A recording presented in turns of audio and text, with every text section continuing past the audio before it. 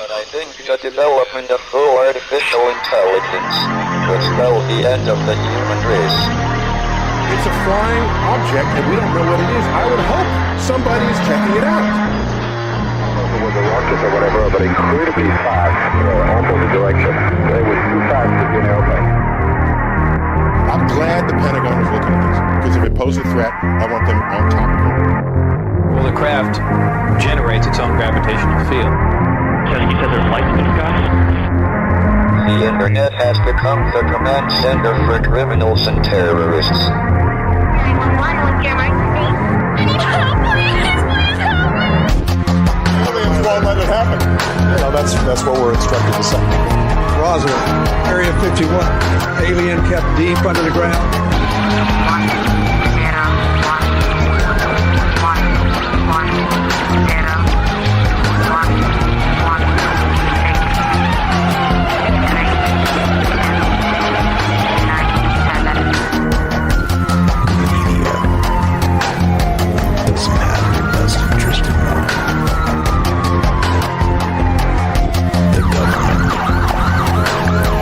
self-serving.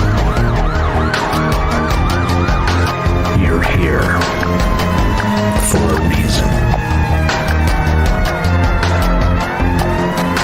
You're listening to Troubled Minds Radio.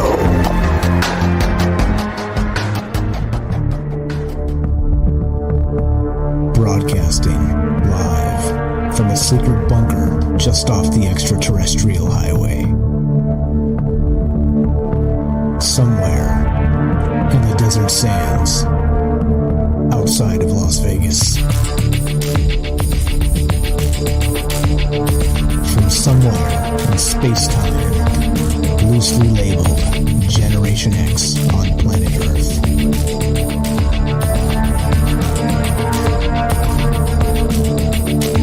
And asking questions of you in earnest into the digital darkness. Good evening and welcome to Troubled Minds Radio. I'm your host, Michael Strange, and hello to all of you who may also have troubled minds. What's going on, guys? It is Thursday night, which sounds an awful lot like a Troubled Minds Friday to me. Hope everybody's doing well. This is the show where we get together and talk about all the things we're not allowed to talk about. We do it Monday, Tuesday, Wednesday, Thursday at 7 p.m. Pacific. What are those things we're not allowed to talk about? You may wonder. I'm going to have to sum it up because there's way too much going on out there that we'll just have to say the things we're not allowed to talk about are aliens, conspiracy, the paranormal, the government, academia, the 24-hour news cycle, propaganda, and the general feeling that we live in the upside down. Got another doozy for you tonight. We've been spending a lot of time with some cosmic musings and the pantheons of gods, and really going hard with the navel gazing, and like I like to say, whooping that multiverse's ass. So let's slow down on the multiverse and let's bring everything back to good old-fashioned terra firma, Earth, good old-fashioned Earth. And we're going to talk about the CIA tonight.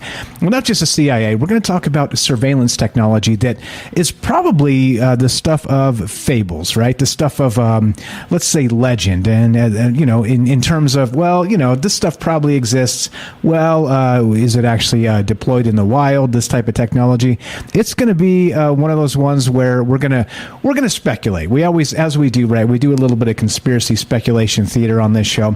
So we're going to talk about that tonight. We're going to talk about, there's some new technology news, by the way, discussing exactly something very, very similar, or let's say something that would be extremely useful to the CIA themselves. All right, so that's what's on my mind tonight. We're going to get started there. But before we do all that, as you know, right, I'm just little old me. I don't have any inside sources. I watch news cycles, no Galactic Federation ambassadors. Shout out to Ryan Gable out there. I don't have any inside anything, but I do have something very, very, very special.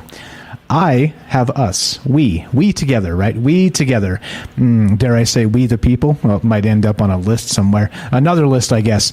But okay, so the thing is this, right? Don't have any inside sources. I'm no special magical powers.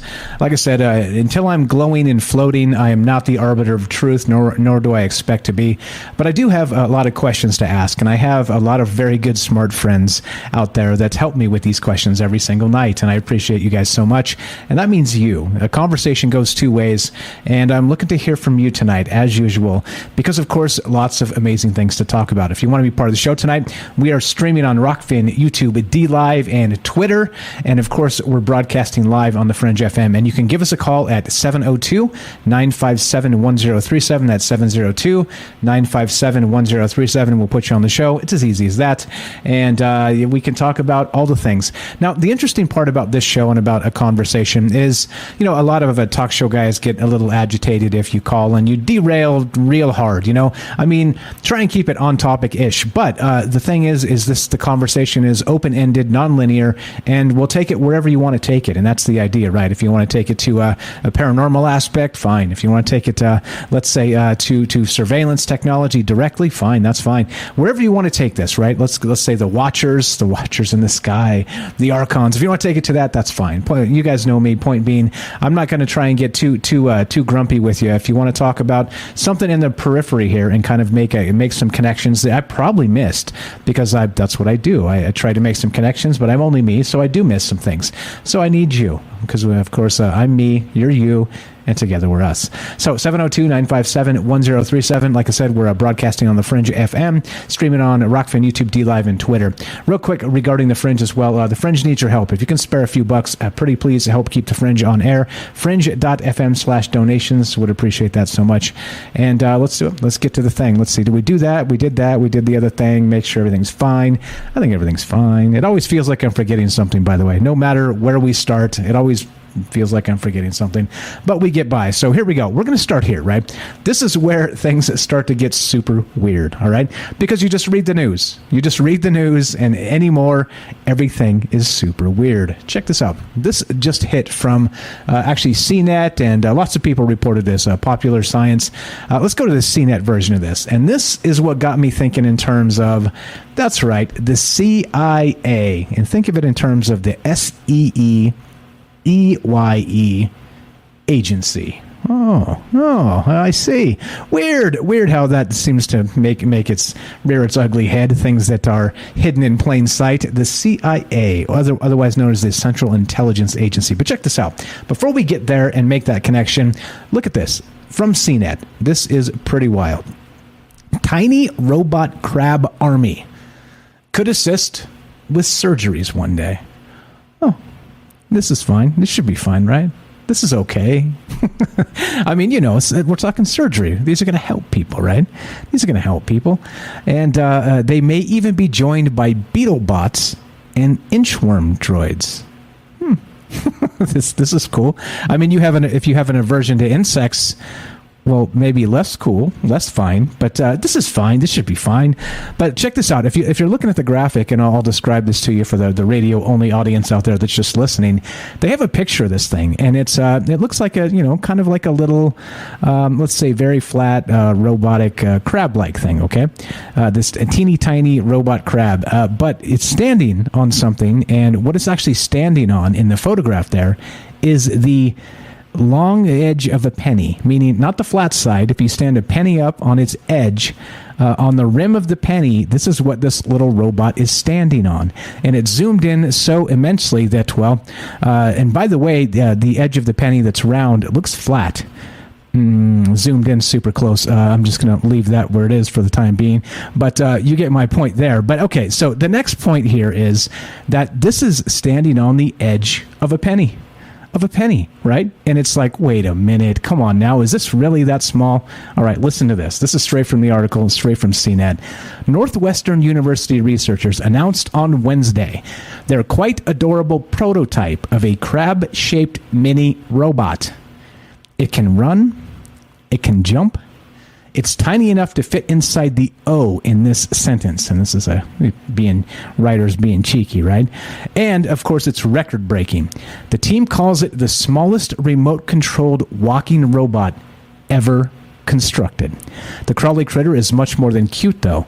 It's poised to seriously level up endeavors like helping build other devices by traveling into tight, hard-to-reach spaces. Plus, because it's entirely less than a millimeter robot body, doesn't need wires or electricity to operate, it could even roam the human body one day, acting like some sort of dexterous, six-legged medical assistant. This is fine. This is fine, right? This is okay. First off, in light of recent events, who wants a crab robot smaller than a millimeter injected into you? I'm asking for a friend. Theoretically, hypothetically, I'm asking for a friend. Anyway, all right. So anyway, I digress there. That's not what the show's about tonight. So easy YouTube. I was a joke. It was a joke. Don't remove the damn show from YouTube because I made a joke. All right, look. Now this is the thing. If you look at this crab, right? They've got a little graphic here. This thing moving. It can flex. It can move. They say it can walk. It can jump. And someday soon, they say that they're going to be able to put these things inside of you, and they're going to be surgery assistants. Or things like this, right? But of course, you know me, being the semi-pro conspiracy theorist that I am, I can't help but think that this isn't the first, let's say, actual prototype of this, right? I mean, you got to think of all the like Cold War super weird spy stuff that we've heard about in the past. You got to think that somebody somewhere along the line has done something, let's say, ridiculously similar for surveillance, right? For kind of a, I mean, look, let's be real and let's not be stupid about this, okay? Well, okay, I can be stupid about this, but let me be stupid about this for a second. In the old days, what did they call it? What did they call it when they wiretapped something? Whether it's your phone or whether it's your house or whether it's your vehicle or what have you, right? What did they call it? What did they call it? There's a term. There's a slang term for wiretapping. Oh, that's right. It's called a bug. That's right. We got a bug implanted. We got a bug installed, right? Okay, all right. So you see what I'm saying? Okay, now that I got to be stupid, super stupid for just a second, right? Because how dare I cite the actual term, the slang term that they used for the bug? Okay, for the surveillance that they would put in a wiretap situation to, let's say, listen, even illegally. It's happened a lot. It happened to Martin Luther King Jr. It happened to Malcolm X. It happens to political dissidents all the damn time. WikiLeaks, by the way, talked about that stuff, and the dude's still locked up, trying to be extradited and put in jail forever. Which, again, the craziest part to me about that, and I'm going to digress for just a second regarding that, is that we get leaks all the time, right? We get leaks all the time. For instance, right, and I'm not saying this is exactly the same thing and et cetera, so on, other than it's very, very close. What about our UFO whistleblowers, right? What about, I'm not going to name the names. You guys know exactly who I'm thinking about. What about those individuals that are supposedly really kind of spilling information and they're fine? There's no problems. They're not Julian Assange and sucked up and put in some embassy and left there to rot until who knows when, right? None of that's happening. So, right, that in and of itself to me makes me go, okay. Anyway, small digression, back to this. It's called a bug. A wiretap, when you put it in somebody's place, residence, car, phone, whatever, it's called a bug. All right? Back to this bug. Now, this is they're calling it a crab.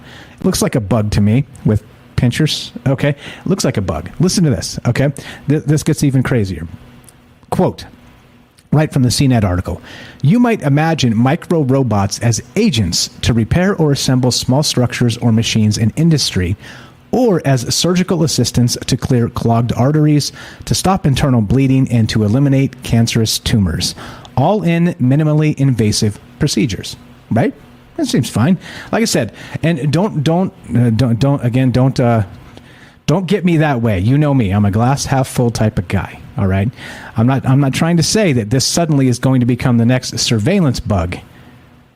Maybe I am. Maybe I am. But does this already exist, right? That's the question, right? That's what I have tonight. Now, a number of questions, okay? So they're saying, and there you go. There's a better picture of this. I'll put it on the full screen for you guys to watch on the stream.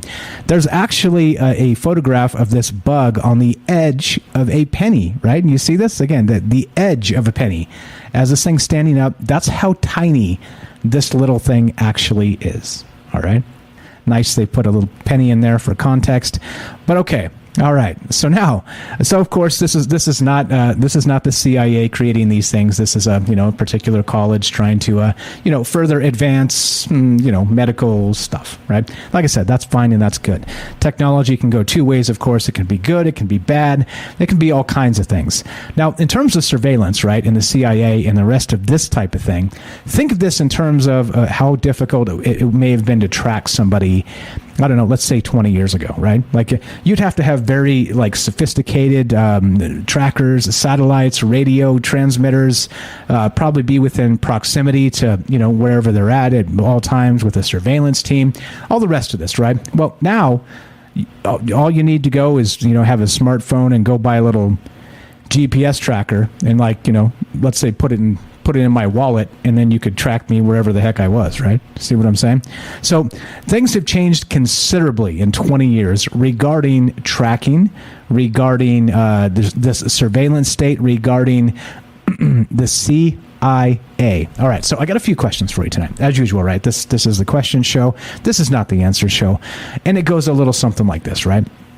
So if we're talking about these tiny, less than a millimeter total size crabs or bugs, right? Mechanical, that they're saying will help as surgery assistants.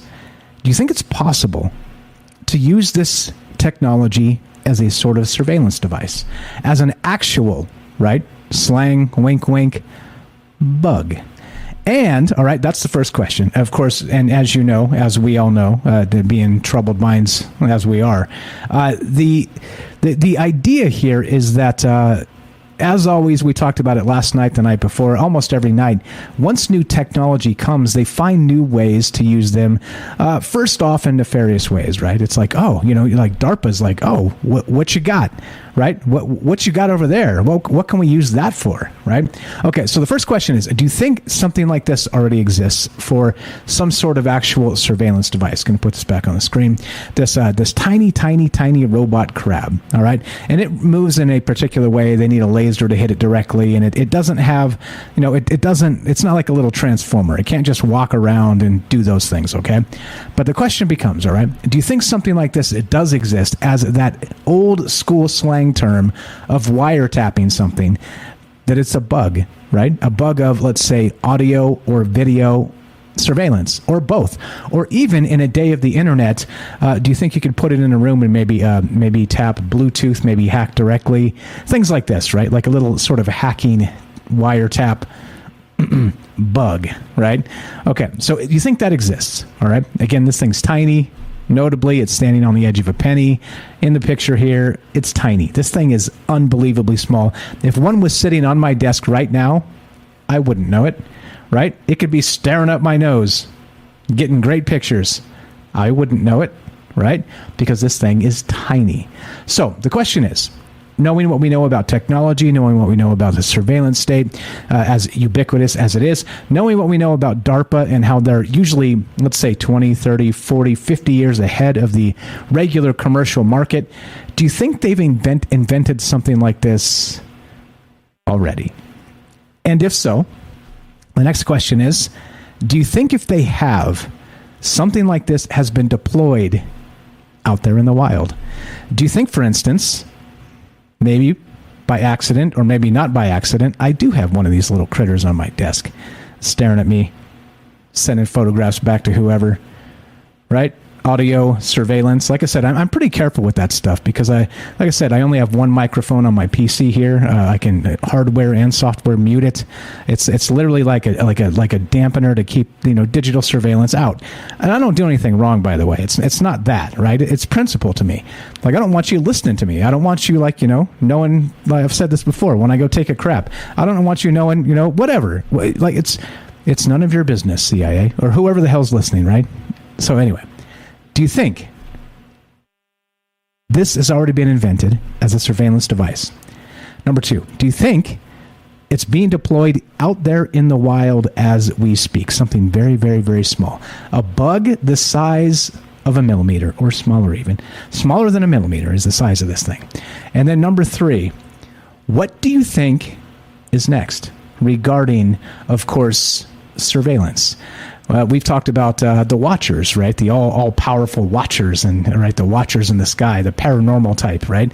That whole deal. Well, what if the technology becomes so, let's say, amazing that we talked about last night and the night before, sort of magic and technology being the same thing. It's just, right? It's a misunderstanding is all. So what about in this sense? If they can drop these things all over the damn place, and these little buggers, literally, bugs, electronic bugs, are hopping around all over the place, you think this is real? You think is this the real world, guys? Is this the world we live in? So just some ideas. I don't know, but knowing what we know about DARPA, knowing what we know about technology and surveillance, knowing these things, this type of thing would not surprise me. So what we're going to do tonight is I'm going to make the case, all right, in the periphery, that this technology already exists and it's already out there, because there's some pretty neat historical CIA precedents that we already know about. Okay, so we're going to take a look at some of that stuff, and of course, hear what you have to say. If you want to be part of the conversation, you know where to find us: 702-957-1037. Click the Discord link at troubleminds.org. We'll put you on the show. Let's go to looks like Joe in Florida. What's up, my man? You're on Trouble Minds. Got like 3 minutes for you, but if you want to wait till after the break, you're welcome as well. Go right ahead, sir.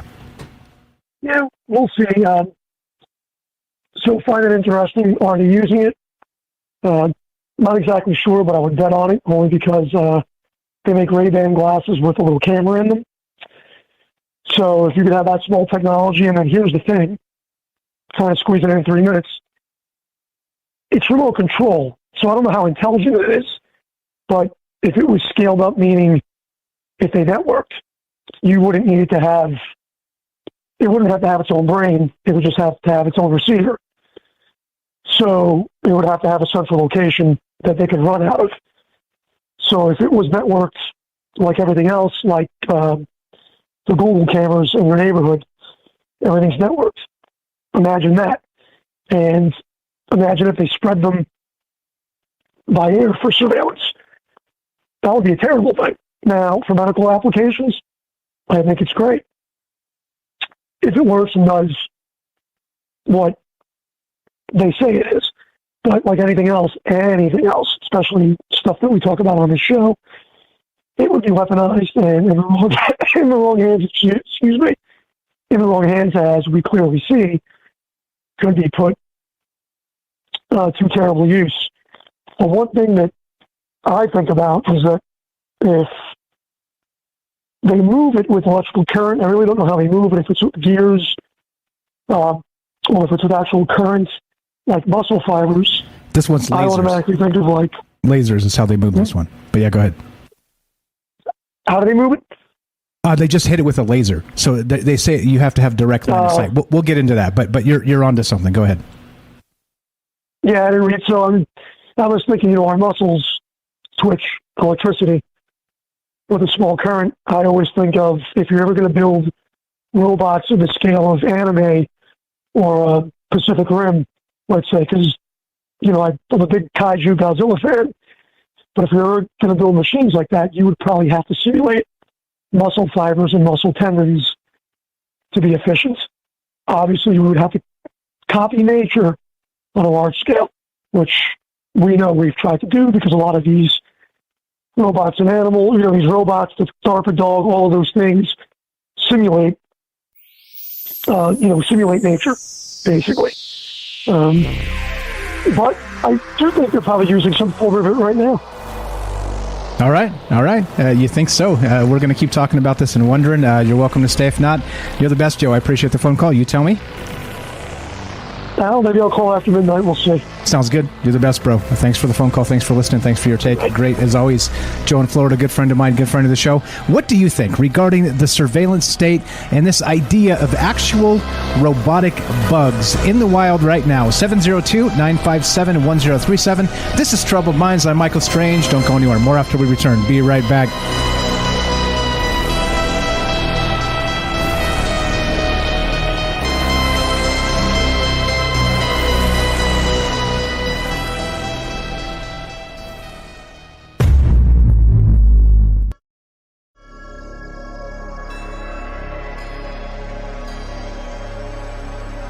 Welcome back to Troubled Minds.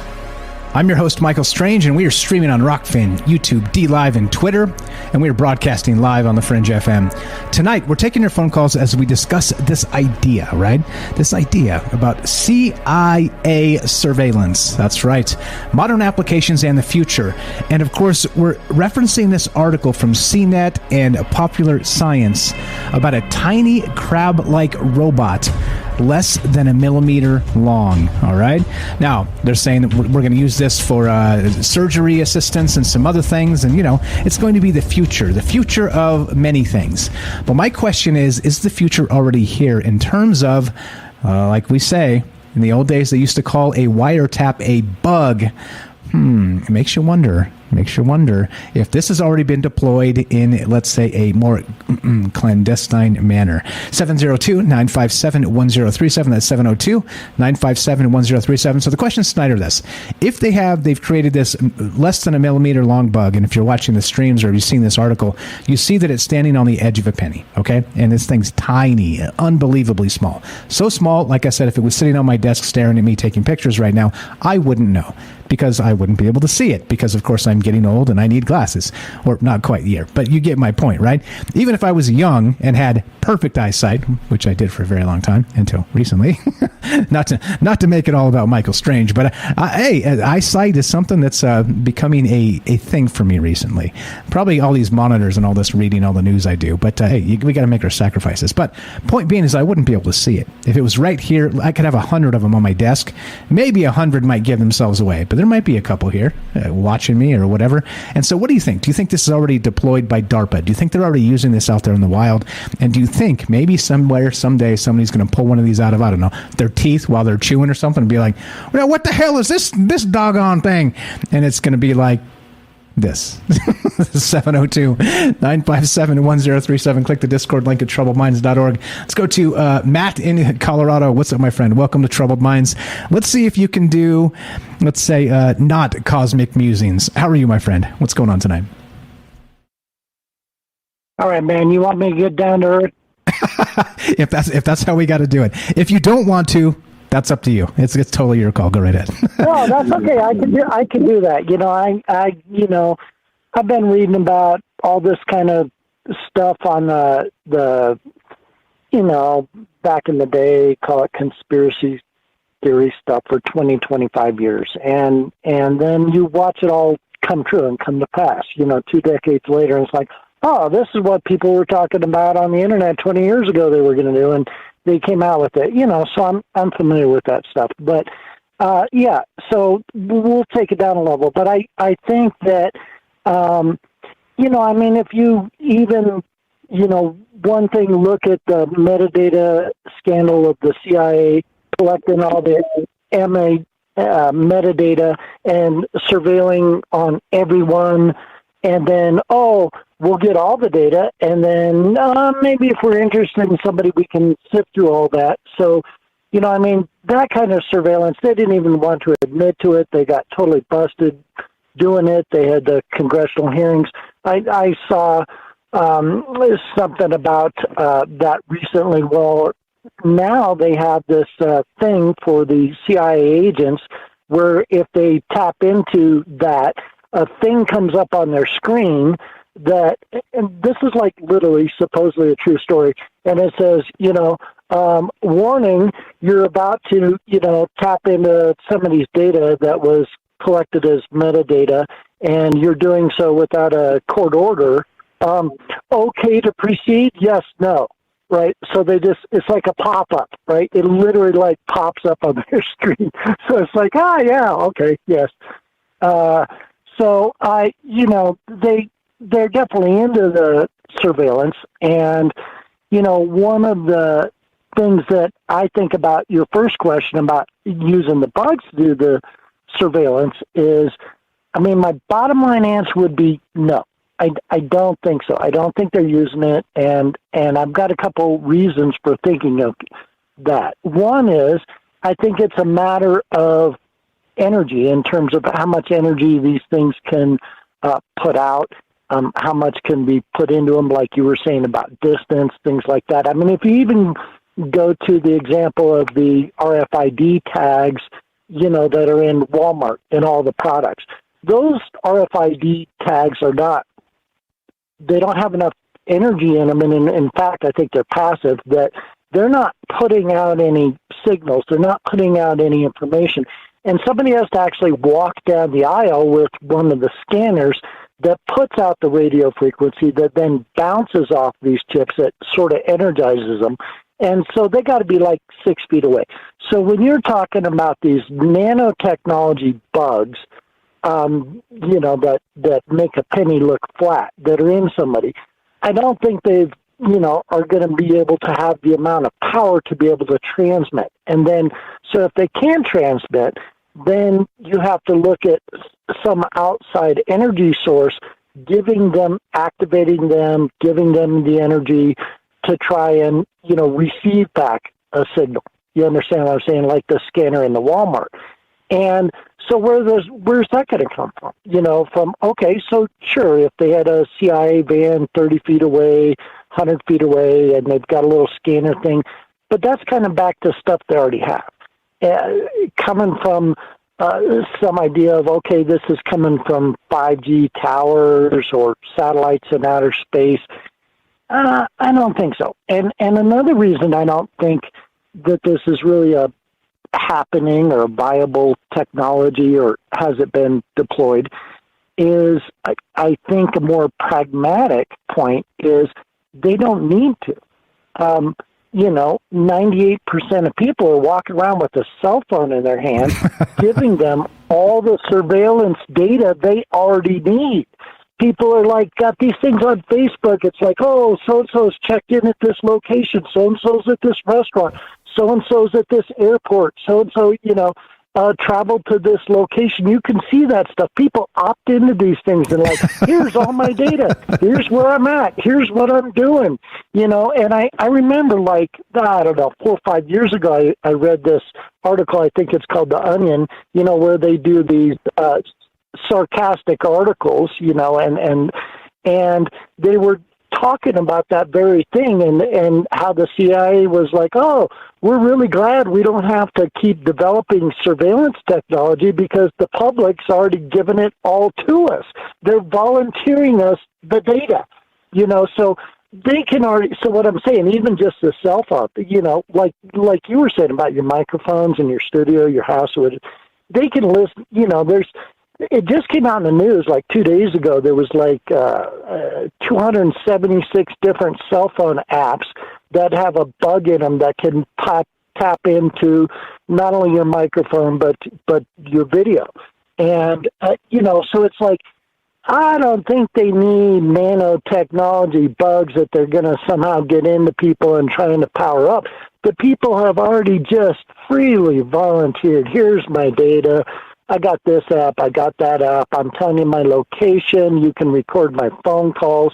The NSA, I've driven by the place in Utah where they have this enormous NSA building, and people have known this for 10, 20 years, but suspected it, and back to conspiracy theorists, but now we know it for a fact. They record every single phone call, every single email. They are tracking and surveilling everyone. And so, they don't need some like little nanotechnology robots to do it. They already have those systems, right?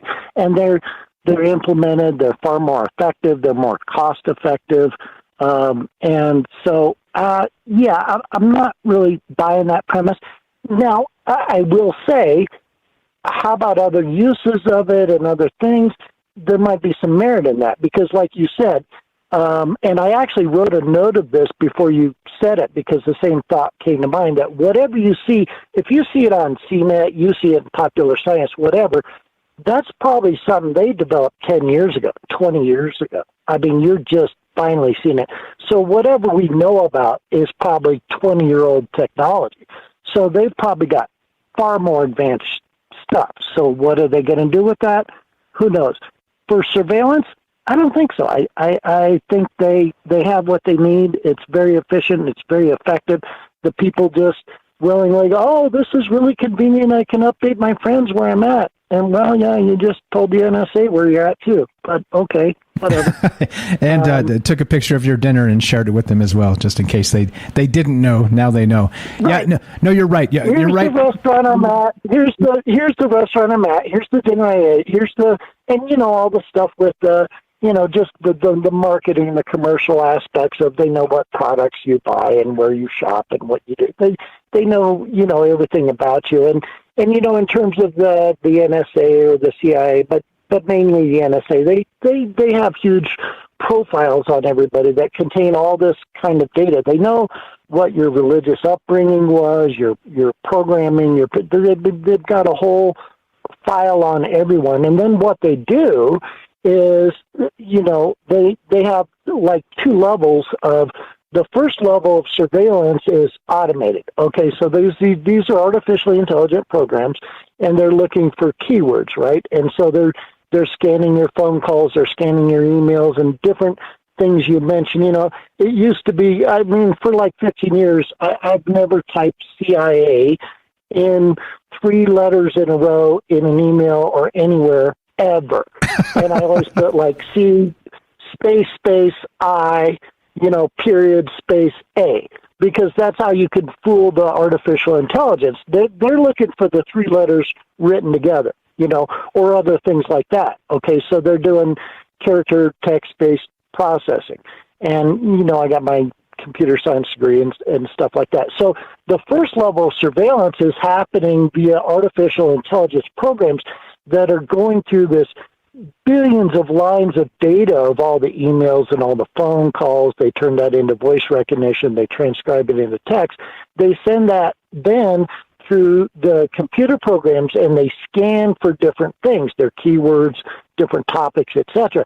Now, when those artificially intelligent programs pick up on a hit or a couple hits or whatever, you hit a certain number of hits and a certain number of flags of those, then it's like your little file goes from like green to yellow, and they go, oh, okay, let's pay more attention to this person. Let's pop up our server surveillance and whatever. And if you pop up to the next level, they'll actually assign an agent, a person that will actively monitor your calls and your communications and look for more details and see if you're a person of suspicion. So, they've got so much data with the mass surveillance, they have to take it a level at a time. And they automated it first, then it goes to a secondary level, and then it gets personal. And, they'll watch people, and, they'll say we're looking for terrorists, we're looking for, international terrorists, domestic terrorists, different groups like that. But that's how they do it. Yeah, okay, so you're spot on with all that, and I agree with 99% of what you said, and the statistics are fake. But, okay, so the thing is this, right? You said that we've basically handed over the surveillance state to them voluntarily, so they don't need things like this. And I agree with you, but you also said, and I agree with this as well, that if we're seeing this technology now in these, and they're not nano, by the way, these are microbots. Just to clarify for these censors out there that think we're talking about a particular thing, if you know what I mean. So these are actual microbots, okay?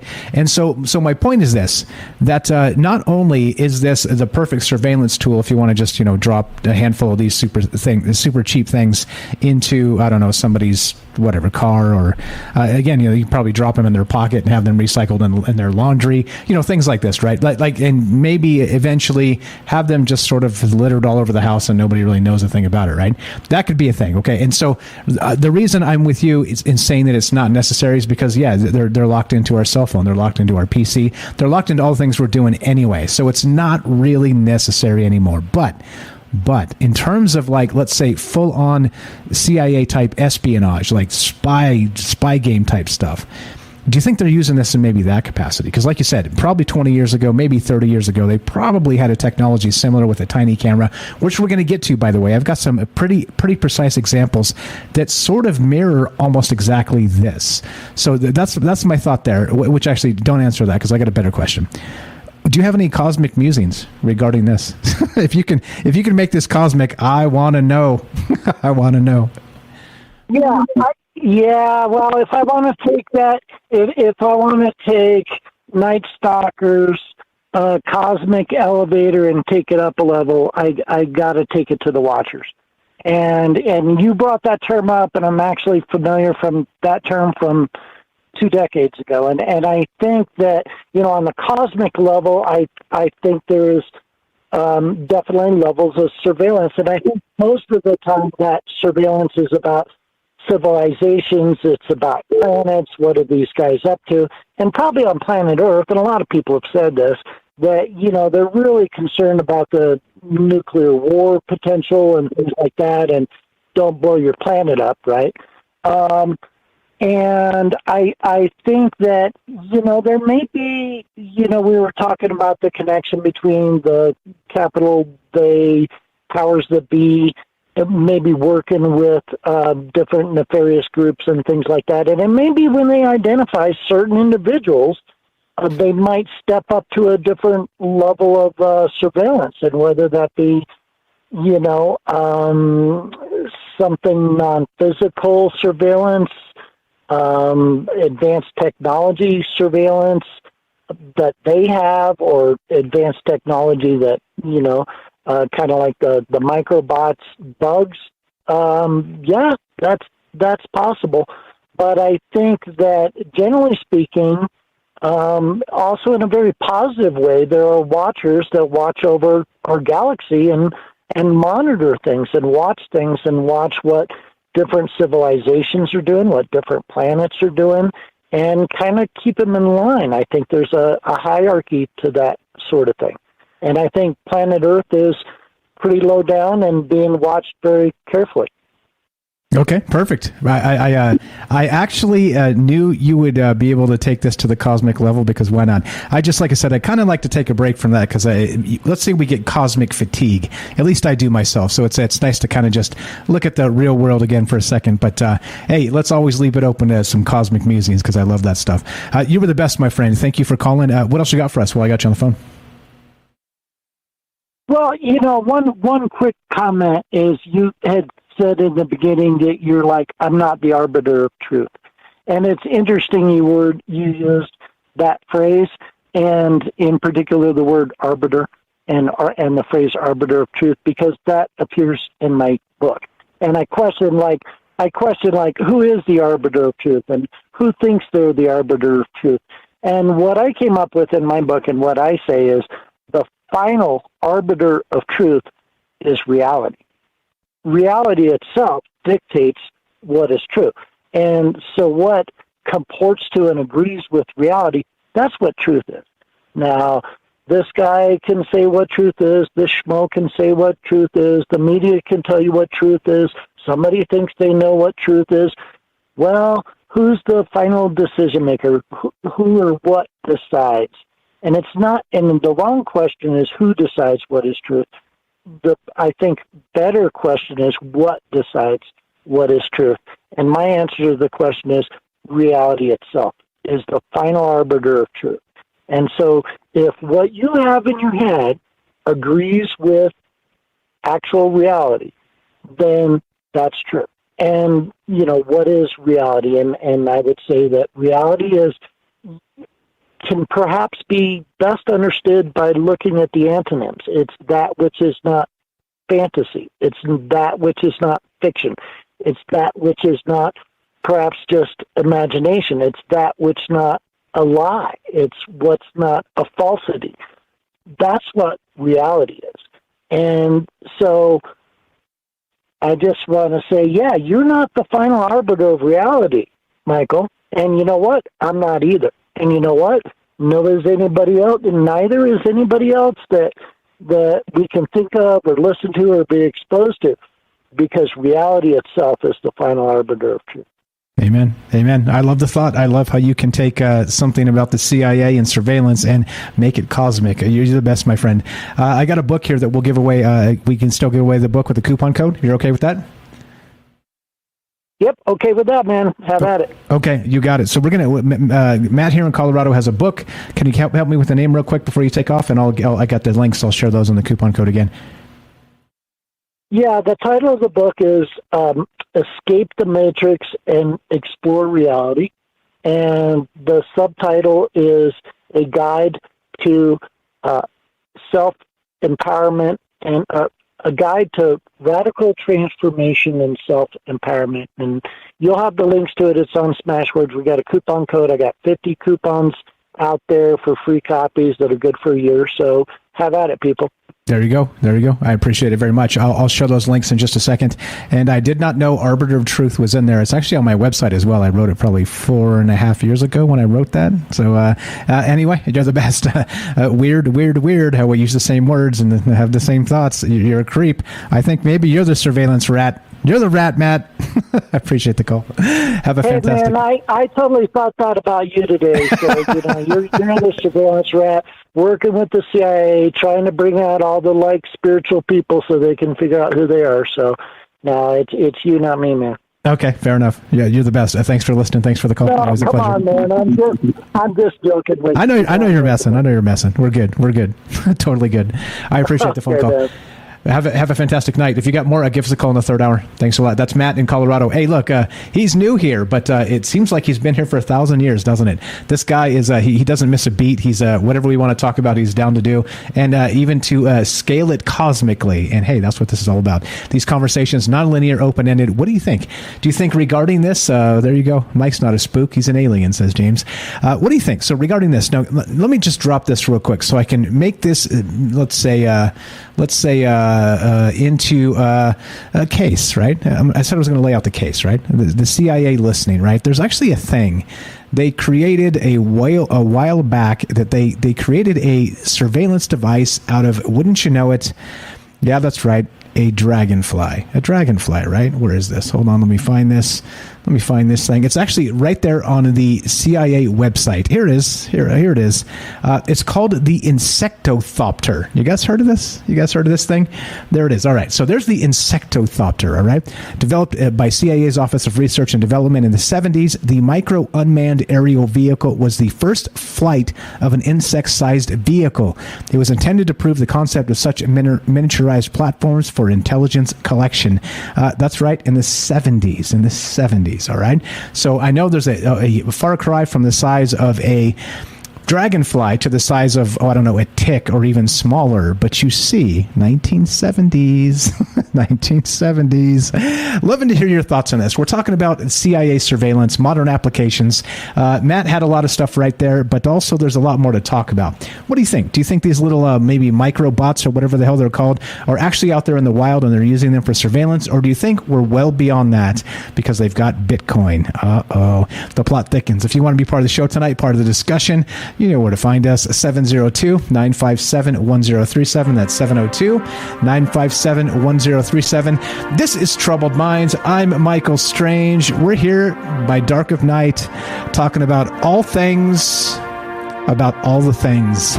Of course, tonight is CIA surveillance. This tiny microbot that can stand and fit well enough on the edge of a penny, less than 1 millimeter long.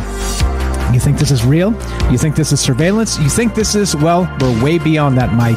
Love to hear your thoughts at 702-957-1037. That's 702-957-1037. This is Troubled Minds. I'm Michael Strange. I'm me. You're you. Together we're us. Don't go anywhere. More surveillance, cosmic musings, because why not? And of course, these tiny microbots and what they mean for the future. Be right back. Don't go anywhere.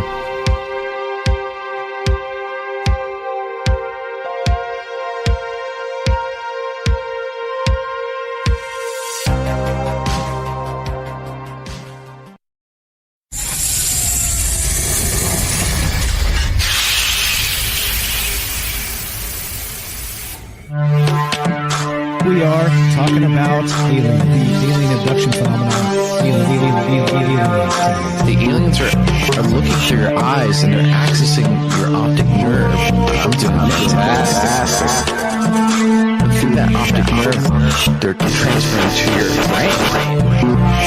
People are calling random images as they traverse neurons in the brain. So all right. So maybe, and they also feel them planting or receiving memories or ideas or images.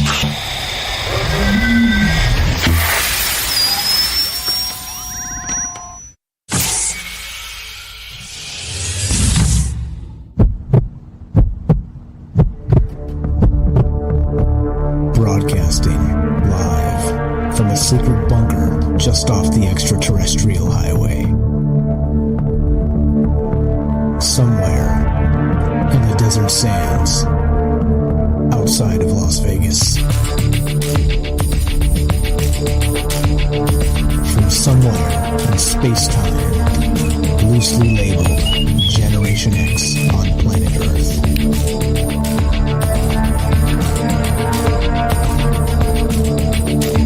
And asking questions of you in earnest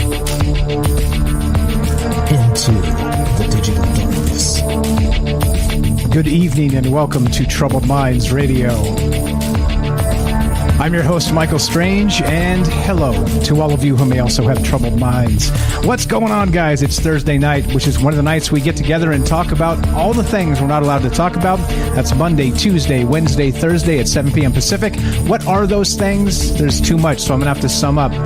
Aliens, conspiracy, the paranormal, the government, academia, the 24-hour news cycle, propaganda, and the general feeling that we live in the upside down. As usual, we're talking about crazy stuff, and tonight, in particular, they've got this tiny micro robot that they created. Yep, that's right, for surgery. You're right. They say it's going to help surgery and all kinds of different things. It's guided by lasers. All right, but this thing actually is small enough to sit on the edge of a penny with plenty of space. You could probably sit maybe two of them side by side on the edge of a penny. That's how tiny these things are, okay? So it got me thinking, of course. I know this particular case is probably not the best case for, let's say, CIA surveillance and that type of thing, okay? Because, of course, like Matt said, Matt in Colorado, brilliant as always, called and said that they don't need that surveillance anymore. Mike, everybody carries their surveillance device with them at all times. It's their cell phone. Well, that's completely true. That's completely true. But it does have me thinking in terms of, have they been using something like this for a long time, right? Let's say, DARPA or the CIA or whatnot, because it seems like, if you look back into the annals of the CIA, there are instances in particular where they've created insect surveillance devices, okay? But this was way before we all got our cell phones and opted into the surveillance programs anyway, right? Ubiquitous, all the rest of that. I always say Bitcoin is the final, the digidollar is the final key to the surveillance puzzle, right? The full spectrum control. So anyway, look, in that case, I don't know. As usual, right? This article is sort of related in the periphery of, okay, look, if we can have this and it can do surgery and it's super tiny and they can inject them into you, and someday maybe this will be the best thing for humanity ever. All right, ever. All right, this thing's tiny. Like I said, two could sit side by side probably on the edge of a penny and not fall off, right? They have room for them. So that's the creepy part, okay? But beyond that, as we know about DARPA, have they had this stuff for 20 years, 30 years, right? We just looked at this article from the actual 1970s, right? This is actually from the CIA, straight from the CIA website, just to make the case here. Check this out. There's a thing called you love the name, Insectothopter, all right? That's what they call it, right? And straight from the CIA website, freely admitted it, developed by CIA's Office of Research and Development in the 1970s. This micro unmanned aerial vehicle which we call UAVs now, by the way, was the first flight of an insect-sized vehicle, and they called it the Insectothopter. It was intended to prove the concept of such miniaturized platforms for intelligence collections. Insectothopter had a miniature engine to move the wings up and down. A small amount of gas was used to drive the engine, and the excess was vented out the rear for extra thrust. The flight tests were impressive. However, control in any kind of crosswind proved too difficult. Yeah, right?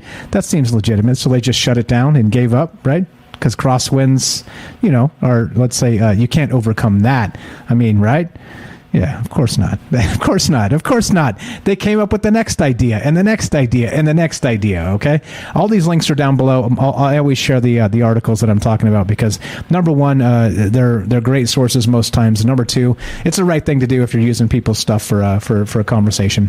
And number three, I want you guys to be able to find them and to be able to easily say, oh, this is the article Mike was talking about. Here you go. All of them are down in the description below the podcast and also on YouTube. You can find that stuff right now, immediately in real time. It's already there. Okay. Not after the show. I've become so efficient. I put them up before the show.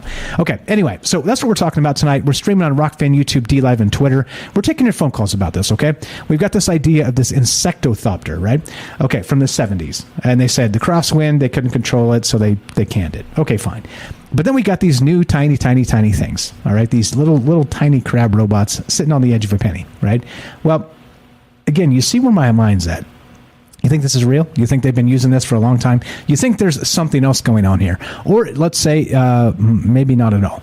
Again, part of the conversation. Love to hear your thoughts at 702-957-1037. And I'm going to get to some woo-woo stuff in a little bit. So I'm going to try hard tonight to stay away from the cosmic musings just because I'm a little burnt out on that and I don't want to burn you guys out on that as well. But I did have an idea during the break after the conversation with Matt regarding cosmic musings and the surveillance state. So we'll get there in a sec. Okay, and it's not the Watchers. It's not the Watchers. Okay, so here's what we're going to do, right? We're doing our thing. We are, again, broadcasting live on the Fringe FM, and the Fringe needs your help. If you can spare a few bucks, I would appreciate that very much. It's free for everybody. It's a digital radio. Download the app. You can get it on TalkStream Live, the Paranormal app. You just smash the play button. You get Troubled Minds. You get us. You get me. You get the other great programming that goes along with it. You got Ryan Gable there. You got Joe Roop. You got Jess Rogie. You got Alex Exum. There's so many great people on the Fringe. Go check it out. It is free for everybody, but they need a little help. We need a little help. I was going to read the number. Fringe.fm/donations. I'm pretty pleased if you got a few bucks to spare. I would appreciate that a lot. Also, now I read the number. So if you want to be part of this discussion regarding, let's say, the surveillance state, and I'm going to get to some really weird stuff in a sec, 702-957-1037. Click the Discord link at troubledminds.org. Thank you to Daryl for being patient with me and pointing out I wasn't on Discord. Remember when I started tonight, I was like, I know I'm forgetting something. I'm always forgetting something. And then Daryl sent me a message about 15 minutes ago and was like, hey, you're not on Discord. And I was like, oh, oops. That's what I was forgetting. Let's go to Daryl in New York. What's up, my friend? You're on Troubled Minds. How are you tonight? Hey, Michael. Can you hear me? Loud and clear. Loud and clear. What is on your mind? What do you think about these little robot crab army stuff? Well, I've got a few thoughts on this. First of all, I want to say, I think I need an antacid or Tums or something. I'm getting a little indigestion just talking about this. I don't know if I'm alone with this. I'm a little nauseous. It's because the little robots inside of you have noticed that you're talking about them, and so they're screaming out for attention. They're activated. And I was thinking about the antidote for this. Maybe you could go to Peter Luger's and get that good cocktail sauce, that they put on the seafood on shrimp cocktail. I think that's a good antidote. But I was wondering, what's effective for these? Can you use an insecticide like citronella? Can you use some Raid? If you just spray bug spray on them, maybe they'll just get wet and die. I don't know. Just saying. Then I was thinking, if they have that technology, maybe all those UFOs are ours after all, like those Tic Tacs. If they had in the 70s, I would think they could make anything that's small do a lot of crazy things. Also, I wanted to tell you, I heard today Israel had developed a device that can see through walls up to 100 feet. Isn't that funny? When they have this technology that's that small, can they also see through 100 feet? And then I was thinking about smart dust. Do you remember the smart dust invasion? Yeah. Okay. So let's not talk about that in particular. You'll get us taken down. But okay, let's go back. Let's go back to the seeing through walls bit. So not only has that been a thing for a while, they also we covered this article back when it happened. Sometime in this past, let's say year and a half, they started reporting that there was a you got a lot of hiss, Daryl. Is there some way you can handle that? I know. Please? What do I have to disable? I'm going to disable something. I have no idea. I have no idea. Or enable. I have no idea. We're good. We're good for now. Just letting you know. Okay, so there was an article where they were saying from the satellite imagery they could see through buildings, like actually see you sitting at your computer in the building you're in with this sort of actual whatever you did just fixed it, by the way. Whatever you did. I think I did. I just enabled noise reduction and echo cancellation. That'll do it. That did it. Okay. That good, totally good, did. good. Oh, good. Thank you for that. Thank you for that. Okay, so they said that from satellite. I'll try and find this article and I'll share it. But they said that for actual satellite real-time imagery, you could see into buildings themselves and where the people were inside the buildings. So I'm going to find that article. But go ahead. You had some thoughts on seeing through walls. Let's not talk about the dust, pretty please. Just because I don't want to get us in trouble. I don't want to get us in trouble. Okay.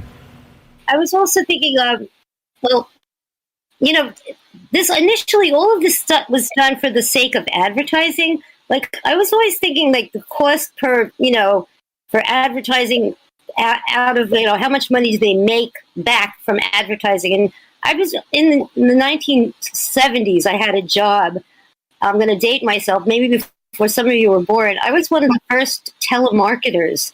And I was working with this computer that had a computer room that was enormous and refrigerated. And they were so enormous. And it was a simple, basic Wang computer with Dun & Bradstreet and Reuben Donnelly. And we're selling bold listings in the white pages.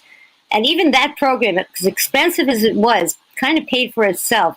But I'm thinking, like, I don't know, is for the sake of advertising, like, this has all been developed, and overdeveloped. And, now, like, you don't even have telemarketers that are real people anymore. They're calling you on the phone and they're like robots. And you can interrupt them and they don't even hear you interrupt them. They're like, are you a robot? Are you a robot? Are you a robot? You go, okay, Daryl, that's great. Now, we can proceed. I'm like, no, I don't want to proceed. I don't want to proceed. And they go, okay, that's great. And they just keep going. And it was like predictive text. They just predict what you're going to say. It was just exactly what I was doing when I was starting that program. And I mean, it was so basic. And now look how complicated it got in the Super Bowl and, millions of dollars in advertising and millions of dollars of this and spending all this money. And then I was also thinking, all of this data that they're collecting, I mean, there's got to be a human behind this. It's not just robots and algorithms. There's got to be somebody watching this data that's going to, do some check and balances, I'm thinking. And who gets that job? I mean, do they have to be very nosy, or you have no boundaries, or you like to eavesdrop or gossip? Well, this is a job too, Right, right. Exactly. You hire the most busybody person on the block, and they're perfect for the job. 100%. Exactly. So those were my thoughts, basically. Raid for crabs, insecticide. Okay, that's about it, I think. Okay, I got another one for you. I got another. Go ahead. What's your thought? The one other thing we say, how you sign up, like, if you want to do an app and you go, yeah, I agree to do this. I agree to let them, use my computer and look at all my pictures. And you kind of agree to, you don't read the small print. Now they're going to sneak in that small print that, it's going to say, and we're going to put a little microscopic crab, in your data, and we're going to send them to your house. That's okay, right? And you're not even going to read it, you're going to agree to it, and you're going to agree to it on multiple platforms, and you're going to get like a major infection. Like, what if they don't use the same technology and they're not compatible? What if you have an apple crab and a Mac lobster? They might like really have a conflict there. I was just thinking, Yeah, definitely. Yeah, and I think that's part of the, like, probably the stuff we can imagine is close, because we're probably we're ahead of the game, thinking in terms of the future and sci-fi and things like this. We're kind of ahead of that game as a group here, as a Troubled Minds group, and just having these conversations all the time. But I'll bet you there's some things that probably exist technology-wise that we haven't really considered, right? Actually haven't been like, Well, this is the thing, right? And here's another one, right? Speaking of, you want to go a little bit of woo-woo on this and do some cosmic musings with the surveillance state. What about quantum entanglement? All right. We've talked about that as part of the quantum computing system they got coming as part of what they call a unhackable future of quantum entanglement between, again, a spooky action at a distance from Einstein, and that's what he called it. Not meaning that they're able to send data from one particle to another, essentially teleporting without any sort of a way to actually let's say intercept it. If you can teleport it from one point A to point B, you can't intercept it, right? And so they're toying with that now. So imagine this, Daryl. Imagine this. Now we have these little things that these little crab robots, and they're reporting on us, and they're everywhere. Ubiquitous, right? And this is, again, super conspiracy speculation. And again, I don't think this is real, to be honest, because Matt made a lot of great points regarding this, why this is not necessary. But imagine if they're reporting not through like an active internet connection, but through some sort of quantum entanglement to send the information to, and this is the craziest part, a cloud server, right? But not a cloud server like the cloud server like an Amazon, right? That type of like digital cloud server. But what about an actual cloud server? Right? Yeah, I don't know. Imagine like, you're going to get downloads of so much data. Maybe you're going to get have a disconnect or something when you just get an overload. Maybe there's going to be just too much data and it suddenly gets beamed down into your crab or your lobster or whatever you have in your body, and suddenly you're going to just get an overload and you're just going to what's the word when you have too much, you're going to get a blackout, you're going to wonder. I mean, I guess people are just going to stroke out, just like, oh, it's too much information, TMI. You're going to get all the data, like, who knows, where it stops and ends. I mean, maybe if it's used to spy on you, it's one thing. I like the idea. I know I'm going to be, like, they told me that they use robots now for the surgery I'm getting. And I was kind of happy about that, but now I'm not so sure. What if they leave one in you? You know what I'm saying? They're always leaving instruments in you. What if they leave one of these robots in you and it just has a mind of its own? Yeah, we see these horrific stories of that people having surgery and like the doctor just sews up like a wad of gauze back up in you, right? Like this type of stuff happens. Or a surgical instrument, on a CAT scan. But what if it has a consciousness? Like, what if they have really intercepted? I don't think they know what consciousness is, and I don't think we'll ever put our finger on it. But I think that's the only tool that we have that can fight this, because they can't get to our consciousness because we can't really define it. And something outside of us or inside of us, we have no idea. But I think they're trying to nail that consciousness gene or something.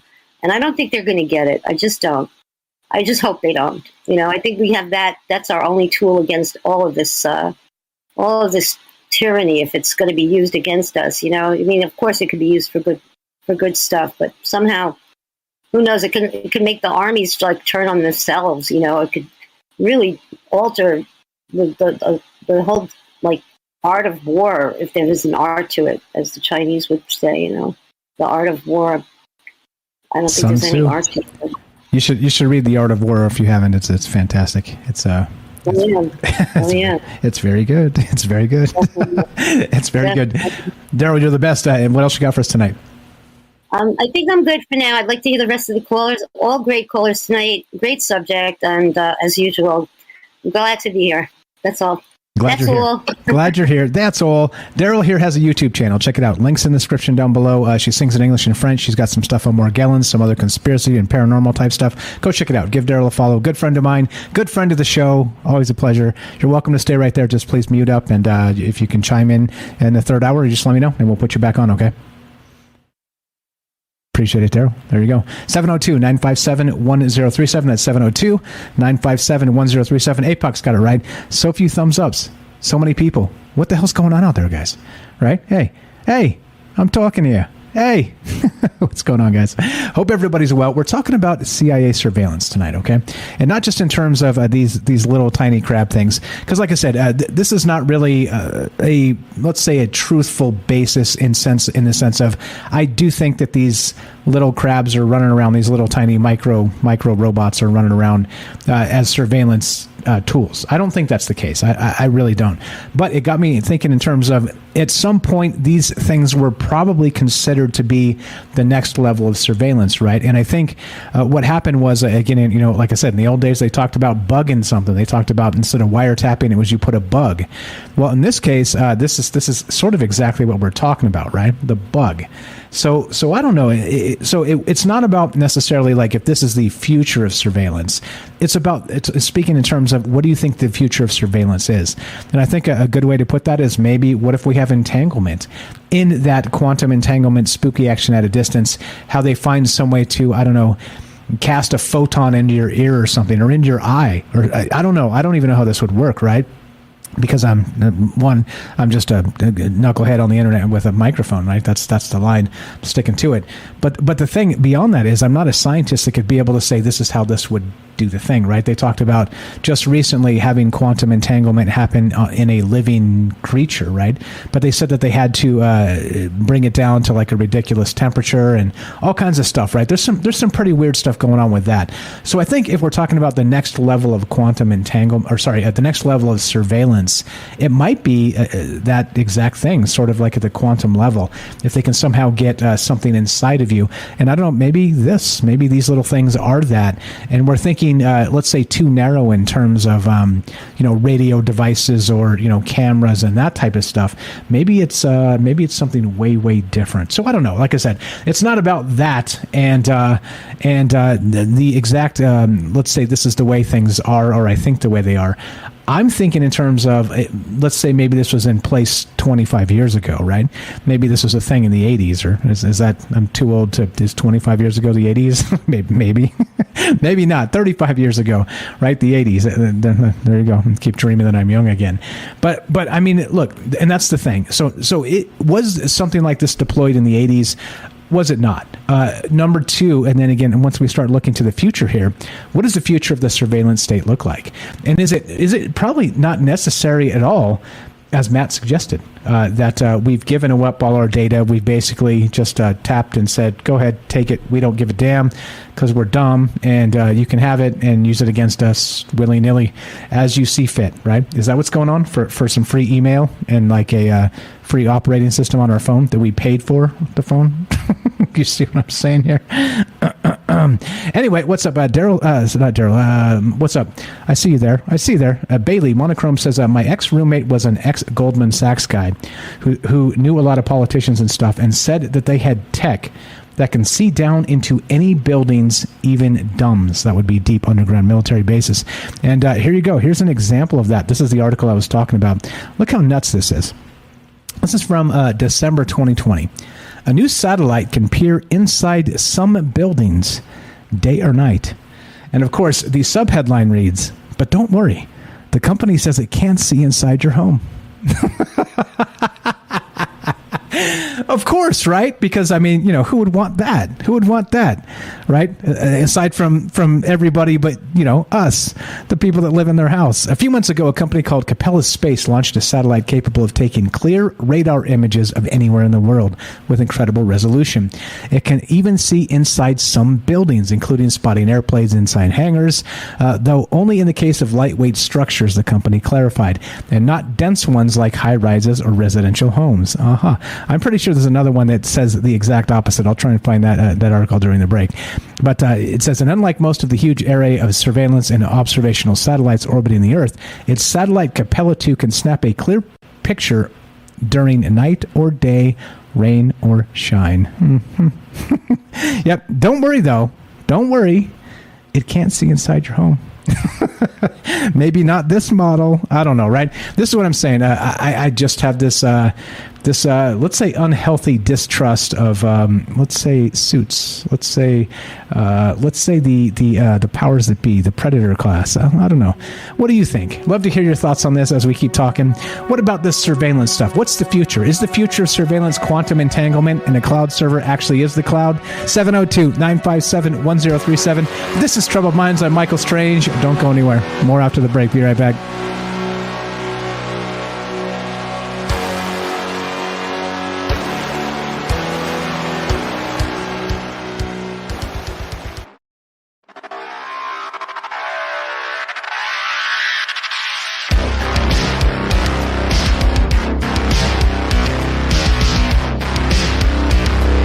Welcome back to Troubled Minds. I'm your host, Michael Strange, and we are streaming on Rockfin, YouTube, D-Live, and Twitter, and we're broadcasting live on the Fringe FM.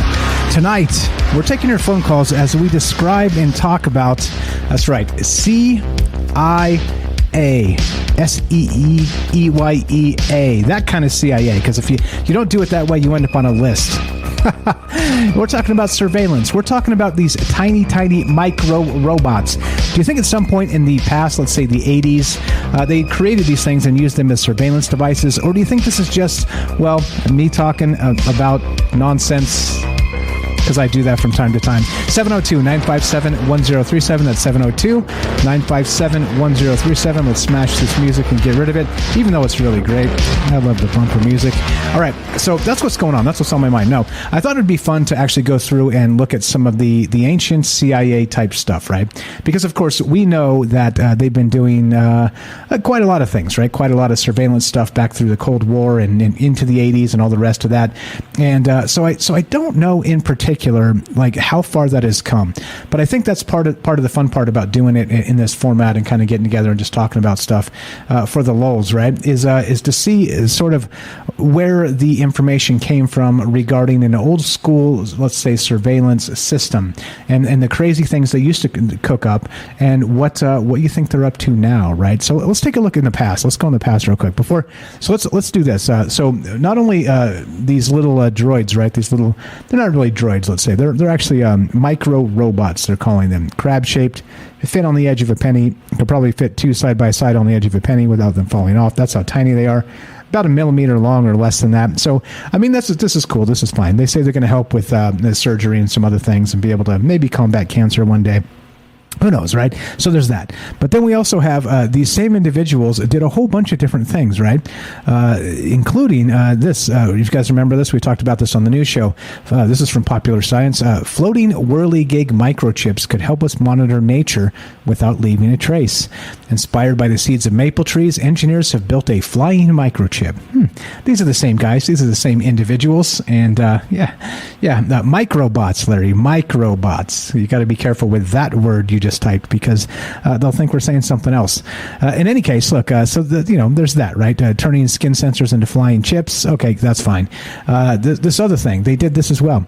An electronic camouflage cloak inspired by color-changing octopus skin. And this is by the same team that built these little tiny robots, the micro robots, okay? So there's that. So these guys have been up to some pretty interesting things that I think DARPA would be super interested in, right? And of course, DARPA is, as we say, years ahead typically of what's going on in the private sector, or they've been way ahead in terms of just surveillance and all the rest of this, right? So let's take a look at this. This is what got me thinking, this idea of the Insectothopter.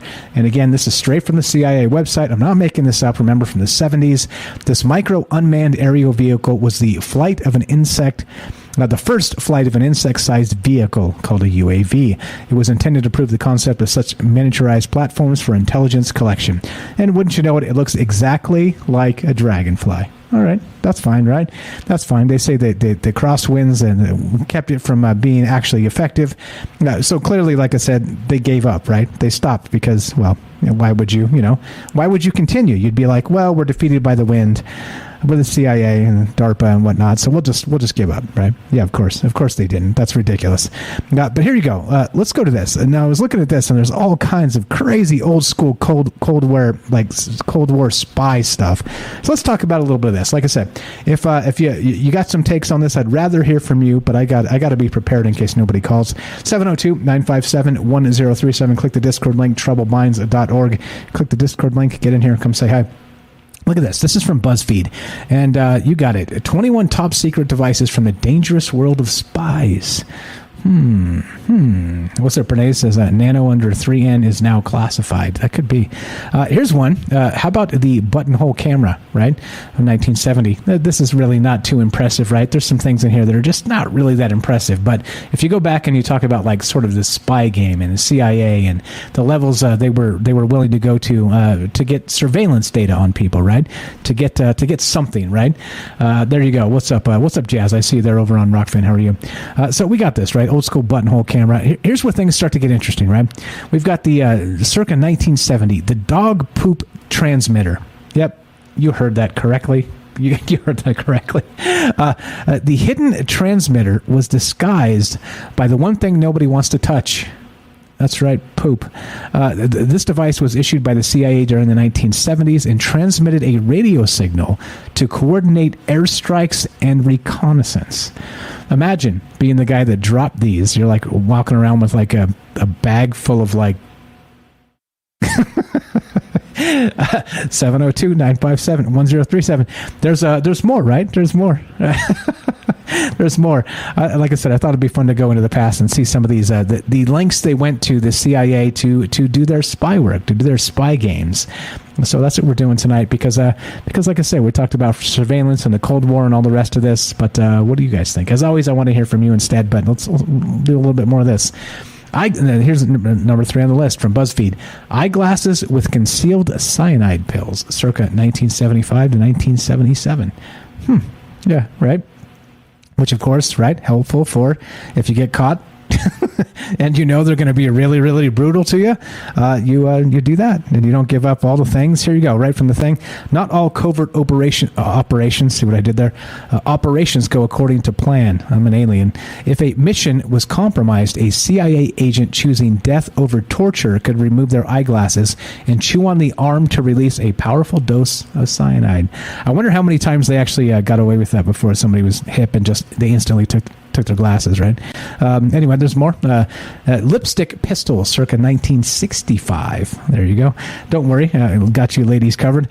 The ordinary-looking lipstick was designed and used by the KGB during the Cold War and was capable of firing a deadly .177 caliber round.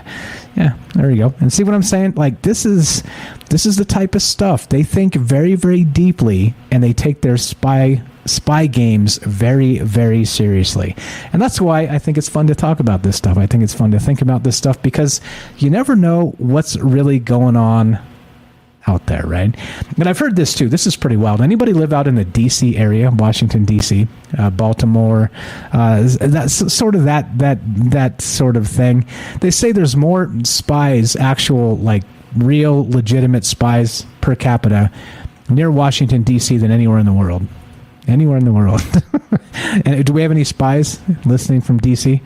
If so, I'd love to hear from you. 702-957-1037. Click the Discord link and come to troubledminds.org and you'll find the phone number in the Discord link.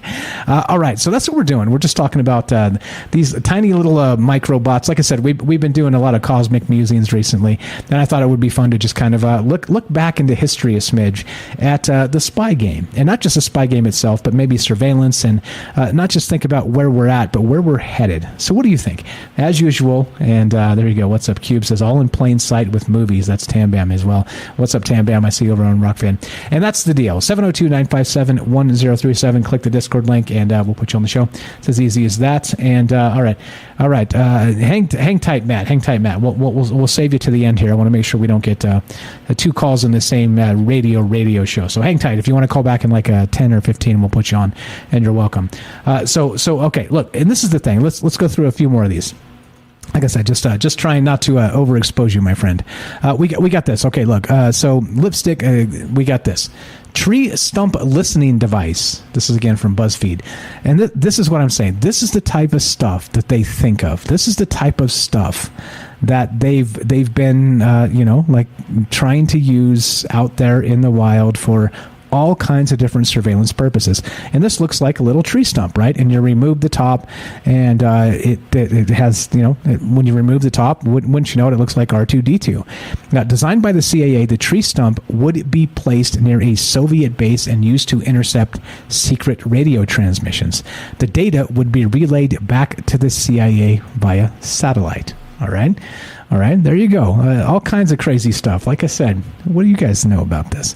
What do you think about this? Like I said, so how has the spy game evolved since the Cold War? Do you think things are a little bit nuts, a little bit crazy, a little bit, I don't know. What about that quantum entanglement thing?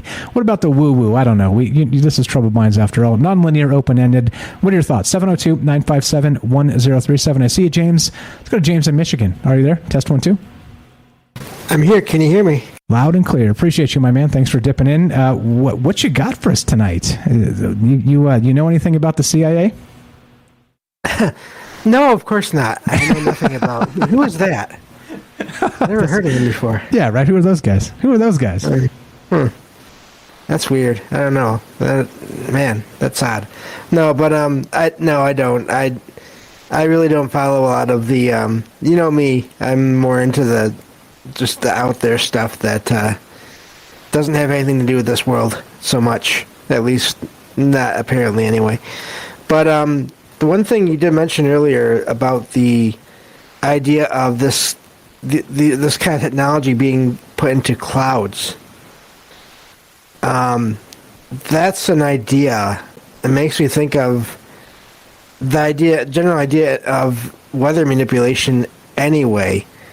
We always think of that as being more of a the possibly good side of it, which would be maybe giving rain to areas that are in droughts, or of course the weaponized side of it as in sending storms to places to cause damage. But this is almost something in the middle in a way. If they can control weather and then put devices in there in the clouds that are almost like miniature satellites, they can just look down or be directed down through rain onto a site and then used to keep eyes on that site from multiple angles. That's a whole other level of surveillance. Yeah, I think that might actually fly too if you could somehow, like, let's say, wink, wink, cloud seeding, and you put something up there that's maybe similar in this sense. That actually is, I don't know, like, could you weaponize water vapor, right? And have kind of take advantage of that cycle of the rain and the evaporation? Or maybe the evaporation isn't the thing at all. It's seeded, it rains, like you described, and then the things are out there, and they're collecting data now wherever they fell, and then sending it up to the wink, wink cloud, which in some case wouldn't be the cloud at all. It might be satellites or something else, or maybe the clouds themselves. I don't know. What do you think? Yeah, and then also, if you think of thunderstorms, what better source of power for these things than lightning? If you can find a way to make them small enough where they're not going to be completely fried by the lightning going between the cloud and the ground.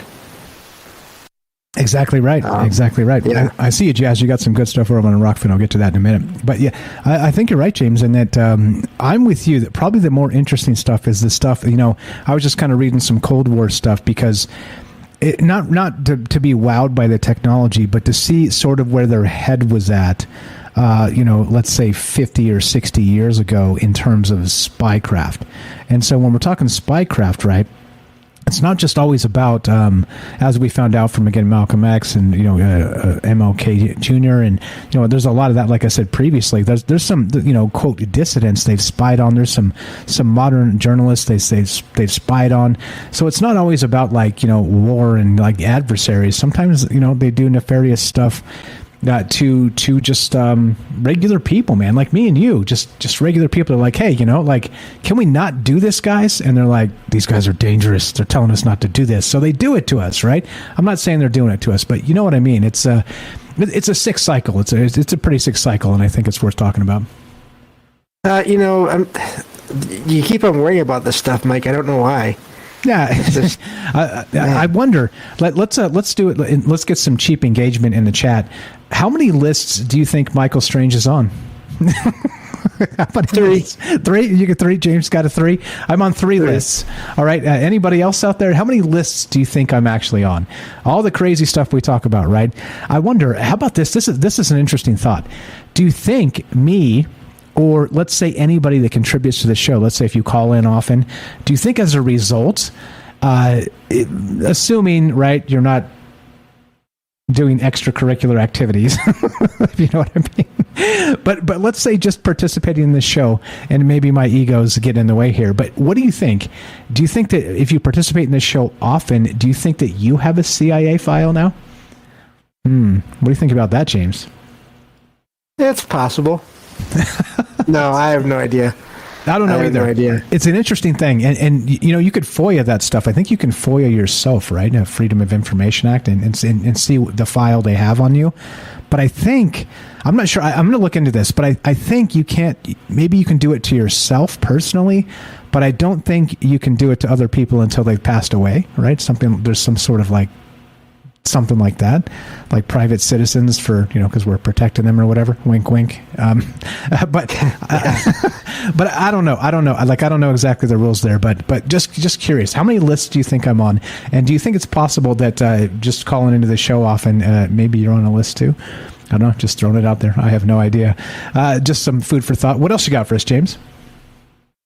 Well, there's one other type of surveillance that I wonder about, is the whole idea of kind of going back to one thing that you talked about yesterday, which is the idea of holograms, and or like a holodeck kind of technology. If they can make devices that can generate images that are convincing enough, maybe even to be people. What if you get several of these things, these devices, into the general shape of a person, and then have it walk around? And so it's like that basketball thing we were talking about yesterday, right? Like the fake basketball, yeah. Like the holodeck, but kind of in the real world. Ultra lightweight, almost like robots, but humanoid shaped. But then when you go to actually touch them, there may not be much of anything there, unless you get to the very center of the thing. I like it. Why not? Hey, and then you would give them their space. You wouldn't bump into them, right? Because we're not barbarians just yet. So maybe, dude, maybe. I don't know. I think they should look into. Sorry. No, go ahead. And then they could slip into spaces in between doors, door frames, windows, when no one's looking. Yeah, for sure. I think I think the technology might exist for something like that yet. Maybe we're close to that. Maybe again, if we're close, maybe DARPA's been using this type of thing. I don't know. That's a hell of an idea, James. And there you go. There's what we're talking about. Sort of maybe the next level of what surveillance actually would be. It might be just a person in your life. What about a coworker, James? What about a coworker that is just sits over the next cubicle over type of thing?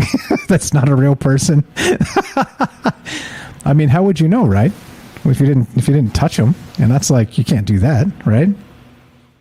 Yeah, and or if you want to get into mixing your conspiracy with your paranormal, maybe some of the paranormal out there is not that. Maybe it's some kind of combination of this technology that's out there that's appearing as different things in some cases, whether it's ghosts or aliens or cryptids, whatever.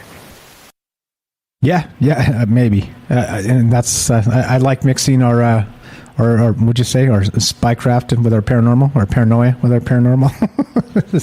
that's actually a T-shirt, James. Don't mix your paranoia with your paranormal. There you go. There you go. But yeah, maybe that's maybe some of that's out there is not actually paranormal. It's actually just technology. Kind of going back to something somewhat related to last night. Maybe it's not even necessarily always our government doing that. Maybe it's other civilizations sending in their own surveillance. Yeah, it could be. And that's why we do this in this format. And thanks again for jumping in here and saving my ass night after night, James. I appreciate you very much. What else you got? You think that you think you're on a list, James? Well, I don't know if I've always been, but maybe after the last few years, a couple of years, possibly. Yeah, Are you saying you're getting rambunctious in your old age? Yeah, maybe just a little bit, yeah. Damn it, James. You're the best, bro. I appreciate you very much. James here has a podcast called Salcedo Paranormal. Check it out. He does the paranormal stuff 5 nights a week. He talks about not just paranormal stuff as it sounds, obviously, but he does book reviews. He's doing Stephen King. He's doing Lovecraft. He's doing all kinds of stuff. He does paranormal news and ghost stories from the web. Paranormal stories from the web. So please check it out. Links in the description down below. Give him some follows. Give him some downloads. And check it out. Join his Discord server. He records them live just like we do. It's less of a participatory exercise because he does a little bit of shorter shows, but you can pop in there and listen to his shows live while he's doing them. So check that out. He does it at 5 p.m. Pacific time, 8 p.m. Eastern, 5 days a week, Monday through Friday. And once in a while, he'll pipe in a weekend show. And James, the hardest working man in show business. I appreciate the phone call. Thanks for being here. You're welcome to stay right there, okay? Yeah, I'll keep listening. Thank you. You know the drill. Thank you. No, thank you. Thank you. Got a few minutes left. 702-957-1037. Jump in here and give us your thoughts on, let's say, the surveillance state. Real quick, let's go over to Rockfin. I want to address this real fast.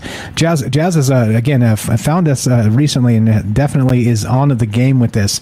Says, the one that got me was the CIA using low-powered lasers to detect air vibrations on glass windows and record what was being said by people inside. We talked about that in the past as well, and that's a real thing, okay? Or, he continues, and this is where things start to get good, the psychic spies. Psychic spies sounds cooler. So we'll get into some of that stuff, maybe the remote viewers, says Cubes, and the famous Liam Martin says, JFK had astral bodyguards. Is that real? I've never heard that. If you got time and you're up a little bit later, Rohan, can you call me and tell me about that? I've never heard about actual JFK having astral bodyguards. That seems pretty wild. Now, what's going on, guys? I hope you guys are doing well tonight. It is Thursday night, which is Trouble Minds Friday, which means the bad news is we're about to be done. The good news is, God willing, we got tomorrow, and of course we got a third hour coming up. I did ask the question real quick before we finish. How many lists do you think I'm on? Or how many do you think you're on a list from maybe participating in the show? Just kind of as a joke. I'm not really sure anything like that. I got at least 3, says Big Y over on YouTube. James said 3. Over on Jazz on the Rockfin says at least 50 lists. 50. Oh God. Vicky says 5. Yeah, I don't know. I'm only joking. I don't expect to be on anybody's radar just yet until we become until this group of people becomes too big to ignore. And I think we're probably not there yet. Time and pressure. Maybe a few hundred lists is in my future. There you go. All right. There you go. Vicky says FBI came to my house and questioned me due to my husband was international. Seriously? That's ugly. Don't mix your paranoia with your pareidolia. There it is. Liam Martin's got it. All right. So here's what we're going to do. As you guys know, this is Thursday night, which means we're done for the week. We don't have Trouble Minds on Friday night. So if there you go. The bad news is we're done. The good news is, God willing, we got tomorrow. We do a new show tomorrow at 3 p.m. Pacific on Twitch, but we'll be back on Monday at 7 p.m. Pacific. Keep doing our thing. Keep talking about crazy stuff. Cosmic musings, the CIA, surveillance state, everything in between. You know me. I'm unpredictable, and I like being that way. So as we finish, it goes exactly like this. You're listening to us on the Fringe FM. Stay tuned for Joe Roop, Lighting the Void, and after that, The Secret Teachings with Ryan Gable. If you're listening to us on any other platform, including the podcast feed, stay tuned for a third hour of Troubled Minds. And of course, be sure, be strong, be true. Thank you for listening. From our Troubled Minds to yours, have a great night.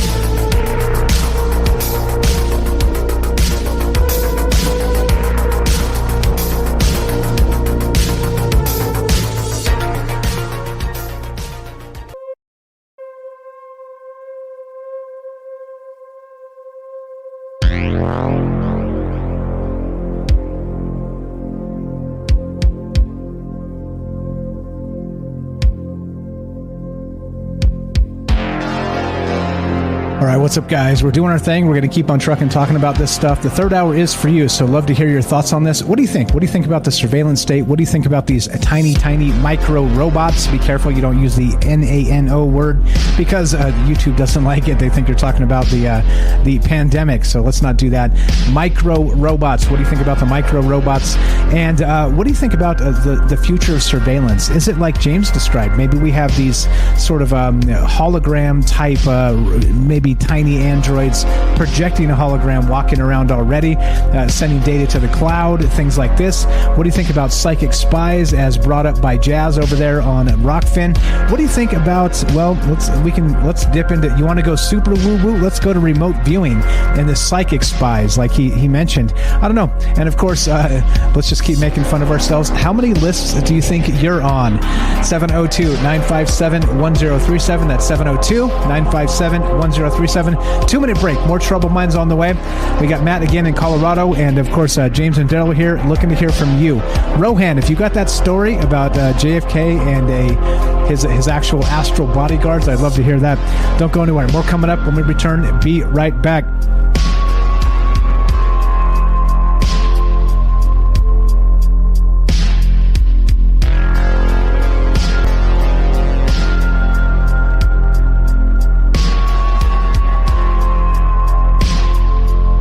Welcome back to Troubled Minds. I'm your host, Michael Strange, and we are streaming on Rockbin, YouTube, D-Live, and Twitter, and we're taking your phone calls. We're talking about, well, spycraft. We're talking about the surveillance state. We're going to get into the Cold War stuff a little bit. We talked about that. What about the idea of psychic spies? What about the idea, has anybody heard of that? I'm really intrigued. The JFK actually having astral bodyguards? That seems absolutely wild to me. Now we're talking. Now we're in business. If you can take the surveillance state to super woo-woo, leave it to my good friend, the mighty Rohan. Love to hear that story, bro. If you got it, 702-957-1037. Let's go right back to, let's go Matt in Colorado. What's up, my friend? Go right ahead. You're on Troubled Minds. Well, thanks. Good to be back. A lot of things came up from all your great callers. You know, interestingly, I had mentioned watchers when I got a little woo-woo at the end, and my last note below that we didn't get to talk about, but I had written down in my notebook, was remote viewing. And, yeah, you brought that up. And, you know, it occurs to me, how do you think they caught Saddam Hussein in this little dugout pit, 8 foot long, under the dirt, after they'd been searching for him, right? I think that was remote viewing. And, you know, we know the military had remote viewing programs forever. I think that's how they actually got the surveillance on Saddam Hussein and found him. Yeah, I can see something like that. I mean, like, I don't know. Like, I have a hard time with remote viewing. I know people that say they can do it. You know, people say that, you know, people say a lot of things. And so me, I'm cautiously skeptical, right? I'm not saying remote viewing isn't real, but I don't know. Do you think it's, let's say this. This is my concern here in bringing this up and talking about it, and why I'm hesitant to just be full blown. Yep, we got psychic spies in the military, and they've been in there since the 60s, and MK Ultra and all the rest of this. Do you think it's super widespread that anybody actually can remote view, and they're using it sort of on a basis like that to track down people that are untrackable, right? Wink, wink, untrackable. Or like, how widespread do you think it is? I guess that's probably the question I'm trying to ask here. Well, I think that, you know, like any, you know, psychic or paranormal abilities, we all have them. Some people, I think, probably have them more. They're more gifted. I, interestingly, was listening to a podcast today, and this lady, she had a whole tool basket of different things she did. But one of the things she mentioned was remote viewing. And she had actually been called down to a military base to work with their sorry, I just ate a Snickers bar, and it kind of clogs up my throat. But I'm a Pisces, and supposedly, astrologically speaking, Pisces' favorite candy is Snickers bar, and I find that to be true. Okay, all right. Hey, some things track. This lady went down to they called her down to a military base with about 15 other psychics because they were already doing remote viewing, and their theory was it works, but we think people that are you know, more gifted psychically could probably do it better. So they wanted to test that. And she was part of that program and went down to a military base for several weeks with about 15 other people. So I don't, I think anybody can probably learn it to a degree. Some people are going to be better at it than others. I think, there's people that are, if you believe in it, clairvoyant already, and that if they're taught that protocol could probably be way better than the military people are. And then that begs the question, somebody brought up the other day, last night, I think, if you had some of these gifts and abilities, you probably want to kind of stay under the radar because they'd probably want to recruit you. And, if you had superhuman abilities and things like that. And I think that has happened, and probably some of those psychics and whatever have probably worked with the military, probably for what they thought were benevolent purposes and good reasons.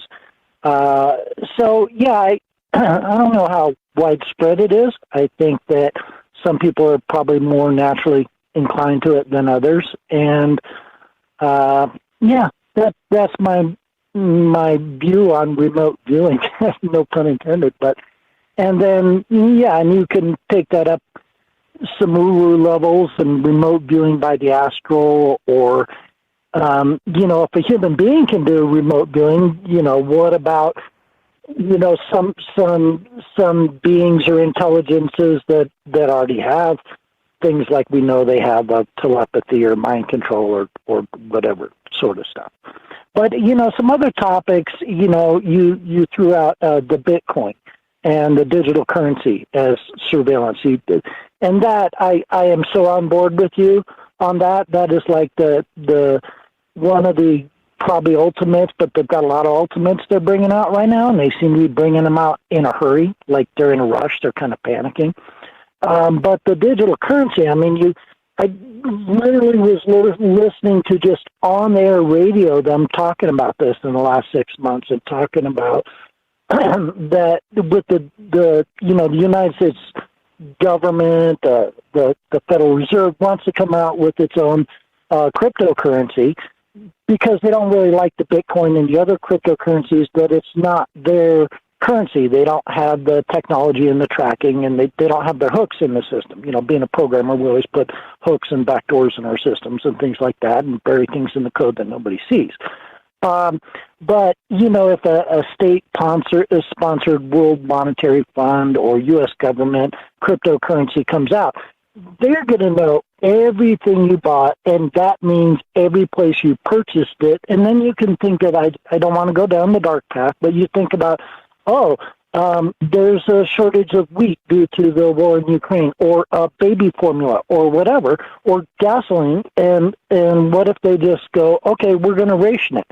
So with your cryptocurrency, you can only buy this much of these things, and then once you've bought that much, it shuts down. It won't let you buy anymore.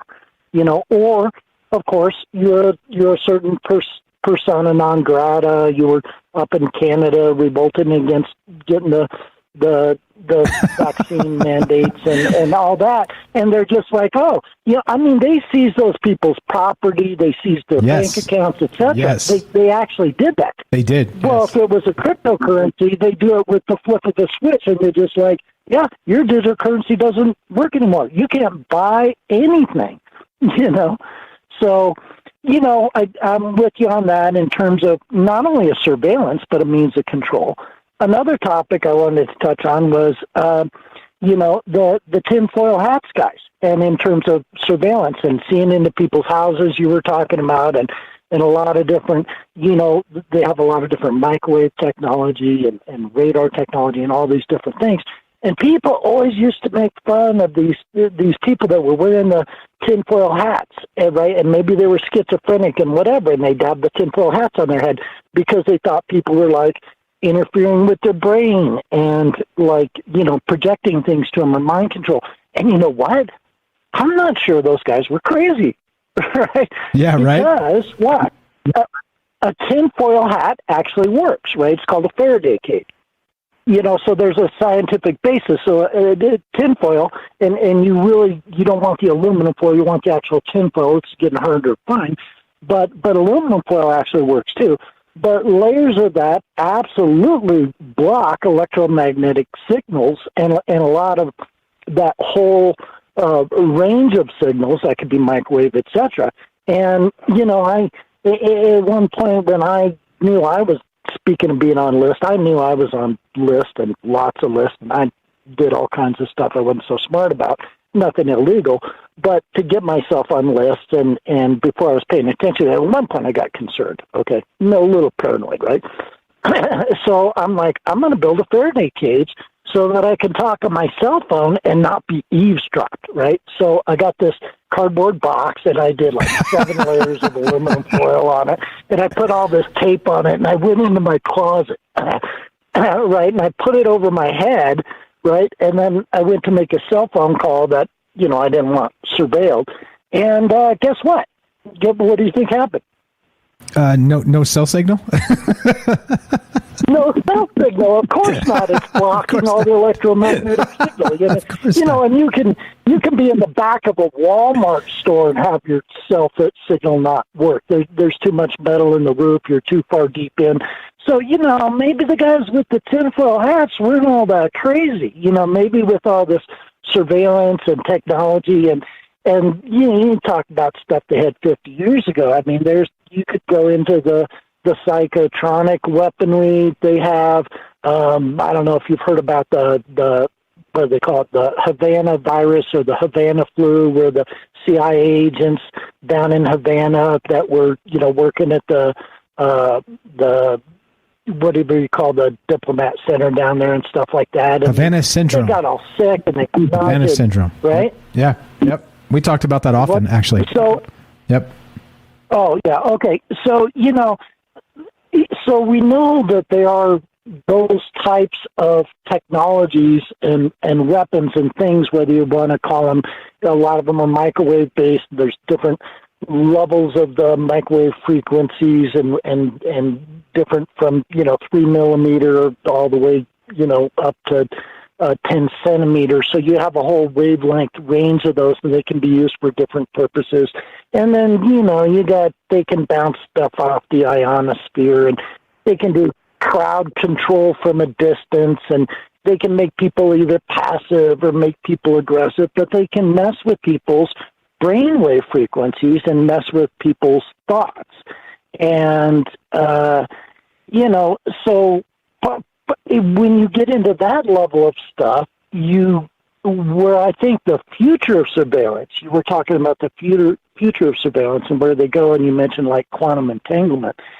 Technologically speaking, I think the future of surveillance goes like to George Orwell 1984. It's the thought police. Like they literally, I think, already have the ability to get into your head, to read your thoughts, to read your mind. And yeah, I mean, it's a long story. Maybe I'll go into it some other day. Maybe I never will. But, after decades of being an avid dreamer and hundreds of recorded dreams, I had one dream experience that was bizarre. And this has given so many of them over the years. And I was absolutely convinced that what happened was like an implanted dream, like CIA guys or whoever was literally broadcasting something that was creating the dream that I had. Like they got into my head when I was asleep. Like Inception. Like Inception. We haven't done a dream show in quite some time, so we got a dream show coming up. I just need to find the muse to get us there. So we got a dream show coming up. We'll talk about that when we get there, okay? I appreciate you very much. Thanks for sharing that. Yeah. Yeah, it's just like Conception, and I think they already have that technology. But I think the future, generally speaking, the future in terms of surveillance and or mind control is actually getting like right inside your brain with high tech stuff. Yeah, we talked about dreamvertising and the rest of that too recently. So it's sick. It's sick the way this is headed. All right, we got calls behind you. We got to roll. You know where to find us, bro. Like I said, I'm blessed. We're blessed. You found us. I'm so glad you're calling in and contributing because you seem to know a thing or two about a thing or two. I'm going to guess you're on 75 lists, my friend. Just throwing a number out. I appreciate the phone call. Yeah, I know, and I'm not too worried about it. Like I said, I've I got on those lists literally 20 years ago, and I've been on them, and I'm on multiple lists. And Stephen Greer was asked about, if he was concerned with the safety and being on lists and everything like that. And for as much as that guy exposed, it was amazing to me and everybody that he was still alive. And, one of the things he had, I think he called it a dead man fall or something like that, but he had given multiple copies of all his documents, which must have filled a room or two. And let it be known, like, if you take me out, I'm releasing all this data. Yeah, the dead man switch. And the other way is to become so notorious and famous that, like, if something happens to you, people are going to go, hey, they took him out. So just become ultra famous and popular, and then you don't have to worry about how many lists you're on. There you go. Well, until you become too big, and then you're JFK'd. You're the best, bro. Thanks, Matt. Matt in Colorado, a good friend of mine, good friend of the show's. Always a pleasure. Thanks for chiming in. We'll talk to you soon. Have a fantastic night, bro. My pleasure as always. Bye. Thanks a lot. 702-957-1037. We're talking about the surveillance state. Got some good questions over on Rockfin as well. Ronald says, let's see, I don't use TikTok because, let's see, what was this? There's the funny comment by Ronald. Of course, Ron, if you guys want to meet the Peanut Gallery, I affectionately call the Rockfin crew the Peanut Gallery because we're always making jokes over there. But let's see, something about stupid, TikTok being stupid. I'll find it in a sec. Anyway, 702-957-1037. Click the Discord link at troubleminds.org. We'll put you on the show. Talking about spycraft, talking about the surveillance state, talking about these little tiny, these little bitty, again, be careful what you say, micro robots. Don't use the N word because they'll think we're talking about the pandemic. We're not talking about that.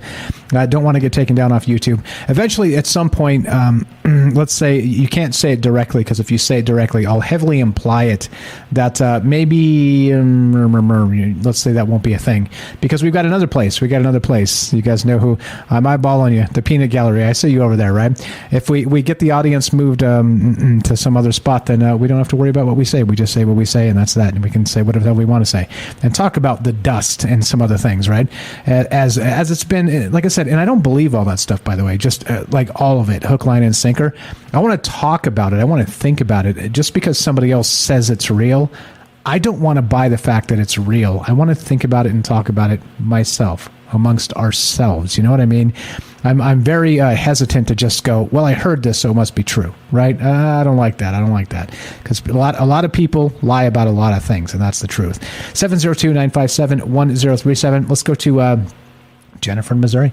Thanks for being patient, my friend. You're on Troubled Minds. Go right ahead. What do you know about the CIA? Okay, so, well, like most people, like most Americans, I have had many different family and friends that were in the military. I've heard, I don't want to go into it too far at all, but I do have family that have been in the OSS, a member that was in the CIA, and in the FBI. And I've come from a military family. And so there's many people not many, but I've heard throughout my lifetime different stories about, being out of those branches, individuals who are sheep dipped out of those institutions. And the whole point from what what I gather about it with spycraft and the why, because it's always about the why of why they're doing what they're doing.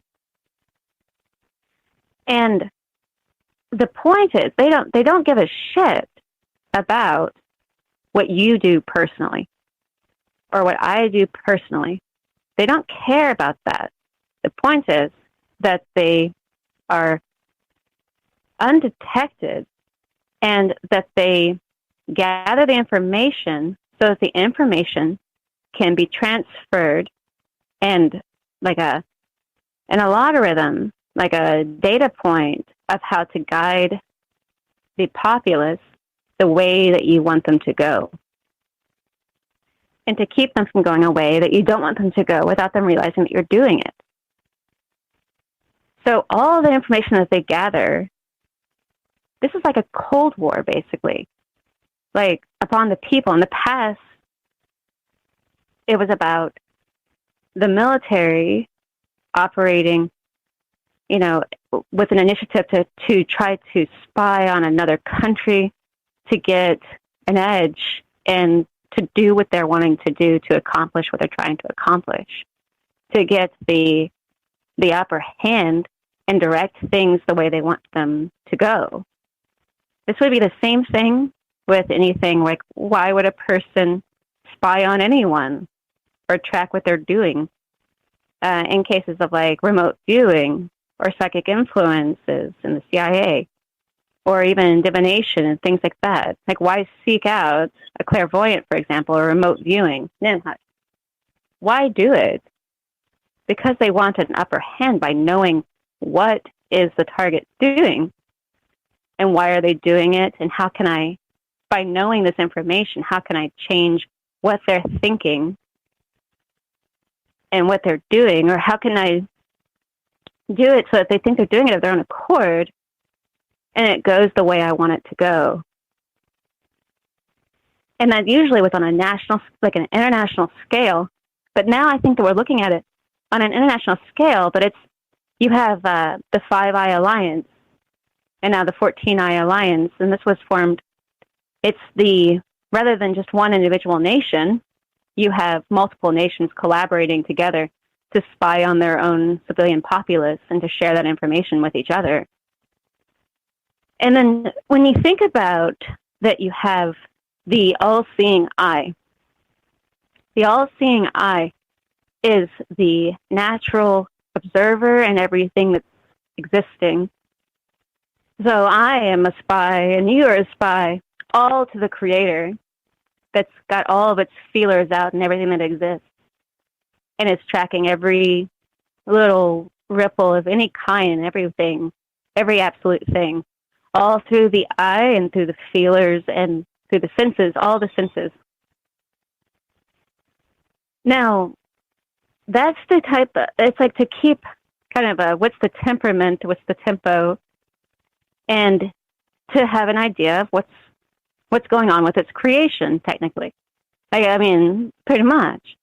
And in this regard, where you have another influence, like the D-wave quantum computing and all of that, where we're exchanging, I just kind of put that in there, but where you're getting information from another dimension with that Geordie Rose and all that talk and everything. But they're in CERN, where we're spying into the quantum level and trying to get an understanding of what's going on there and communicate with it. Worshipping at the altars of ancient gods. So they say. There might be, maybe there's an exchange program of some kind that's occurring to where in exchange for certain information about the nature of this or that, we're giving, Nick.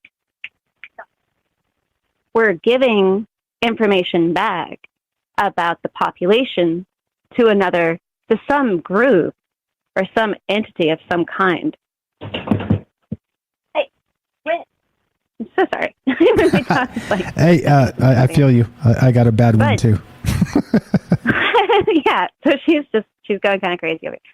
But you have, I think there could possibly be some kind of exchange program where they need artificial eyes to imitate the all-seeing eye.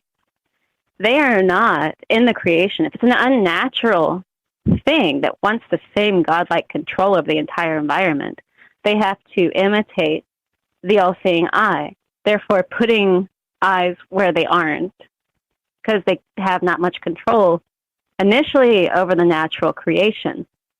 So they put these superficial, to try to apply it this way with all it's like an artificial all-seeing eye. And they're trying to imitate the eye of the initial creator that has its own natural feelers and everything. They're aware of this, and there's an occult thing behind every alphabet soup group out there. They're all very deeply steeped in the occult. And so I would think that that's kind of what we're looking at. That there's like a war. I mean, you talk about the point of getting a hold of the mind is to get a hold of the soul and to get a hold of the entire creation. But in this case, just one individual. Like, why would gang stalking exist for one individual? Why would it happen? It's just one little individual. Because even just one individual can throw off the entire course of what was the desired outcome was. So they're wanting to have complete observation of everything because they're wanting to direct. There's something wanting to direct the outcome and to make it go the way that it's wanting it to go and not the way that it's going of its own accord or by the fates of some other design.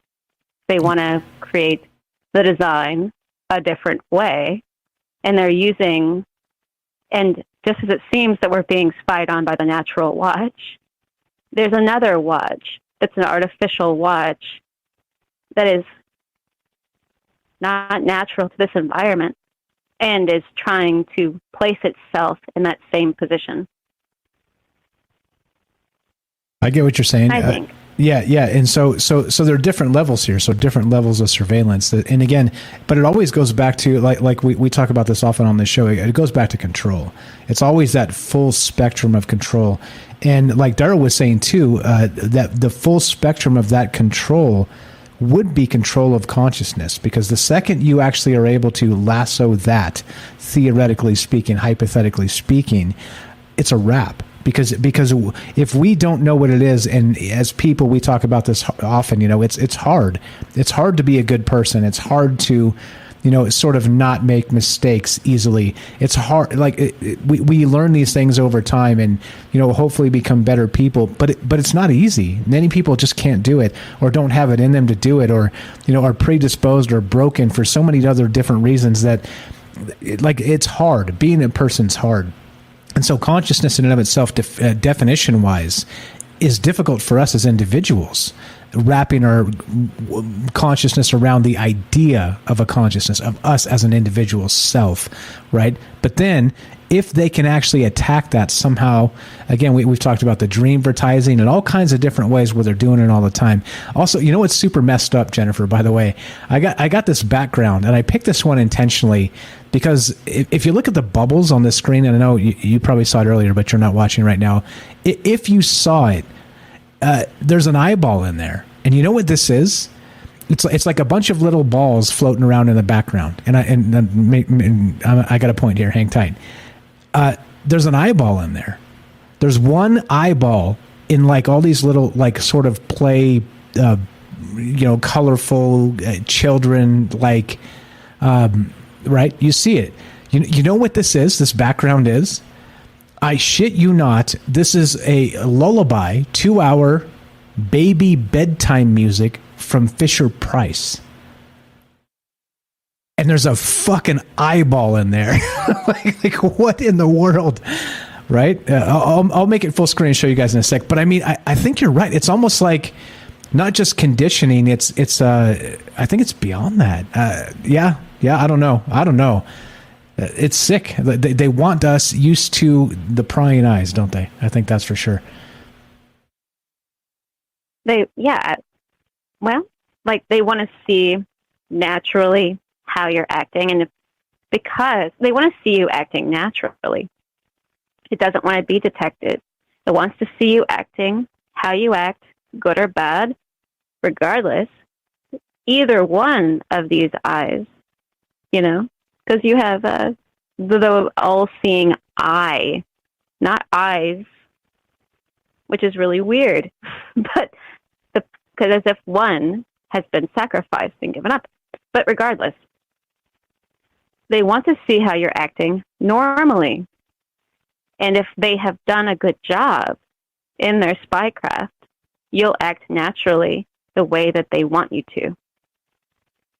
And so that's like mission accomplished, basically.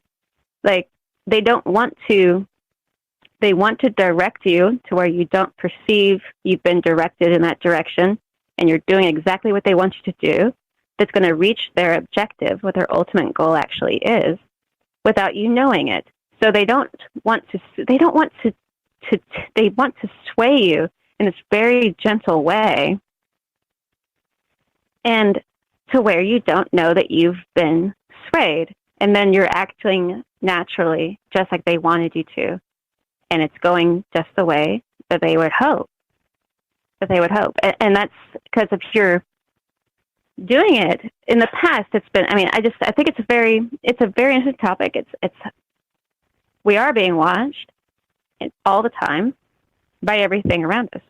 There's a natural, I'm watching you and you're watching everyone else.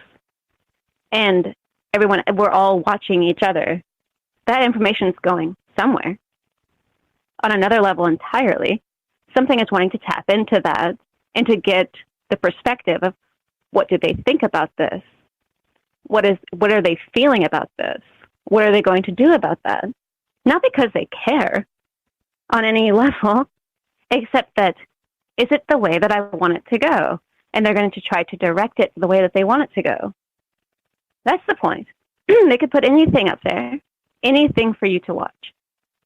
But they want to see why you're doing it and how to make you the way they want you to be, that's going to fit the desired outcome.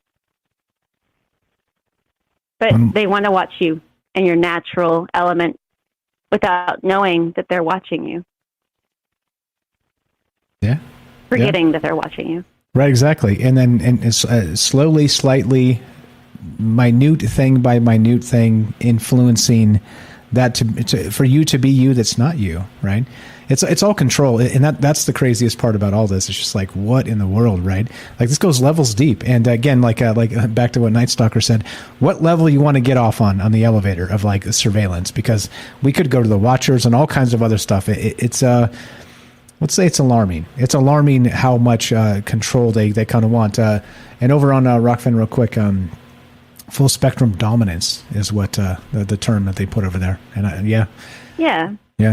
Military personnel carry out action based on intelligence that's gathered through spycraft in order to direct the outcome of the objective into a favorable position for the said mission. You see? Yeah. Oh, yeah. So it's all tied together. It sure seems to be. But anyway. You're the best. I appreciate it. It's a great topic. Thank you. Great insight as always. Night. Great insight as always. Thank you for listening. Thanks for calling. Jennifer here has a YouTube channel. Please give her a follow. Thank you. Appreciate it. Scroll down. Links in the description. It says follow Jennifer here. Click the follow. Go to her YouTube channel. Click the follow. Good friend of mine. Good friend of the show's. Always a brilliant take. And go see. She's got some new content coming up. And like I said, Jennifer, let me know. I'll be on your channel when you need me to. You help me out so much. I feel like I gotta reciprocate. So thank you for that. There you go. It's as easy as that. She makes it seem easy. But 702-957-1037. Click the Discord link, troubledminds.org. We'll put you on the show. It's as easy as that. What's going on, guys? Hope everybody's well tonight. We're talking about the CIA. Now, what about this Fisher-Price thing, right? Did you guys see this? Let's do this again. Let's make this the thing for just a second here. I got my black hole thing. But look at this. I'm going to leave this up there, and I'll talk about this in a sec. This is literally, I'm not going to play the music because it might be copyright music, but this is like a 2-hour lullaby baby bedtime music from Fisher-Price is this background that I grabbed. It's on YouTube. I put the link in the chat. Now, notice there's a fucking eyeball in there, right? All the rest are like these weird, like whimsically colored little balls bouncing around, and it's like baby baubles or whatever. But Is this like indoctrination, right? Is this like, well, there's always going to be an eye on you, so we'll just start when you're like 3 months old. we'll just play this YouTube video as your lullaby goes to sleep, and you've got your iPad right there with an eye shot, and well, it's also an eye shot of you because it's watching you. Like, what the fuck? Is that intentional? What? Actually, I'm going to check. Is this the actual, like, official Fisher-Price site? It's not. It says 2010 CSMC, but 99.3 thousand subscribers. And this video has 29.9 million views, nearly 30 million views, this video that's playing right now with this fucking eyeball dancing around this Fisher-Price lullaby. Oh, God. Right? Here we are. I don't know. What's up, guys? Let's go back to Daryl's been quiet the longest. And sorry. Let's not do that. Let's go to we'll get you guys in a sec. Daryl and James, I appreciate you. Thanks for being patient. Let's go to APOC. I didn't realize APOC was there. APOC, you're on Troubled Minds. Test 1 2 APOC in some Midwestern state, probably not Montana. Go right ahead. How are you? Hey, how are you? I'm doing good. It's Oklahoma, of course. I'm just teasing. We're all being watched tonight, so yeah. Hey, we're being watched. Go right ahead. So this is kind of personal for me, actually, and I want to talk about one thing and then sort of flip the coin over a little bit, because when you're in personal relationships where there are narcissistic tendencies and games being played and manipulation and all that, you're basically always being watched, regardless of whether they've set something up or whatever. They're setting you up to use anything against you for any reason, just to make your life a living hell. So when you think about why people want to control and limit and surveil, and by the way, it's subliminal surveillance, your background. I noticed the eye right away, and it's weird that it's a kid's thing, but it's called subliminal surveillance. And I had a friend who wrote a book on it, and there are all kinds of weird, like, subliminal things that you can add to, like, the side of your house or something that's going to look like people are being watched. But if you consider that, we all have cameras on everything now, so that's also subliminal surveillance. It presents a situation where we feel like we are always being watched, because basically we are, right? So when you get down to sort of the why this happens, if you want to take the political and the 1% and the controlling mechanisms out of it, and you want to just look at our society, our culture, and how we've developed our culture, why not look at this thing that maybe we've been influenced to do by the other part I said I didn't want to mention, but we've gone along with it. And part of that is judgments, limitations, a lack of freedom, wanting to be more powerful than somebody else, wanting to control somebody or something. These I don't believe are natural things for us, other than in a tribal setting, and it's simple, right? You don't have to have all these manipulations. But why do we feel like we have to restrict somebody's potential, period, whether it's through judgment, whether it's through all these things that it can be? Why do we feel personally that we need to limit somebody, anybody, besides taking care of ourselves? Why do we do that? I want to flip it. I want to flip it around. I submit, to answer my question, sort of, I submit that we have compulsions. We turn love into an addiction, where it's an obsessive kind of thing. We turn control into a feeling better about myself kind of thing rather than this other stuff. We attach belief systems, we attach right and wrong, we attach all of these things to something that intuitively I think we have as something pure within us that we are born with. And here's where the coin flips. I think that we had that. I think that throughout our waves of ancient history, we have had these cultures and these freedoms and these times where we have built incredible societies, incredible cultures, incredible potentials that we were actually able to see the results of, that are so far outside of this physical, menial control, manipulative BS. Are we in the third hour? Yeah, go right ahead. Bullshit. Let it rip. Bullshit. Let it rip. It's bullshit. Definitely. So, it's like, we're in the position that we're in right now culturally. We're like this little baby. We're this little tiny thing that we have not gained our own freedom. We have not empowered ourselves. We have not, but we've been there, guys. I believe we have been there. And I think many of us can see it. I think many of us feel who we are and that freedom that comes with who we're born to be. I think we feel that, and so it's this torture almost. It's like this freaking gaslighting society is there to tell you, no, this is not the truth of you. No, this is not that. This is not the other. And we're going to tell you what to think. But you know what? I don't go there.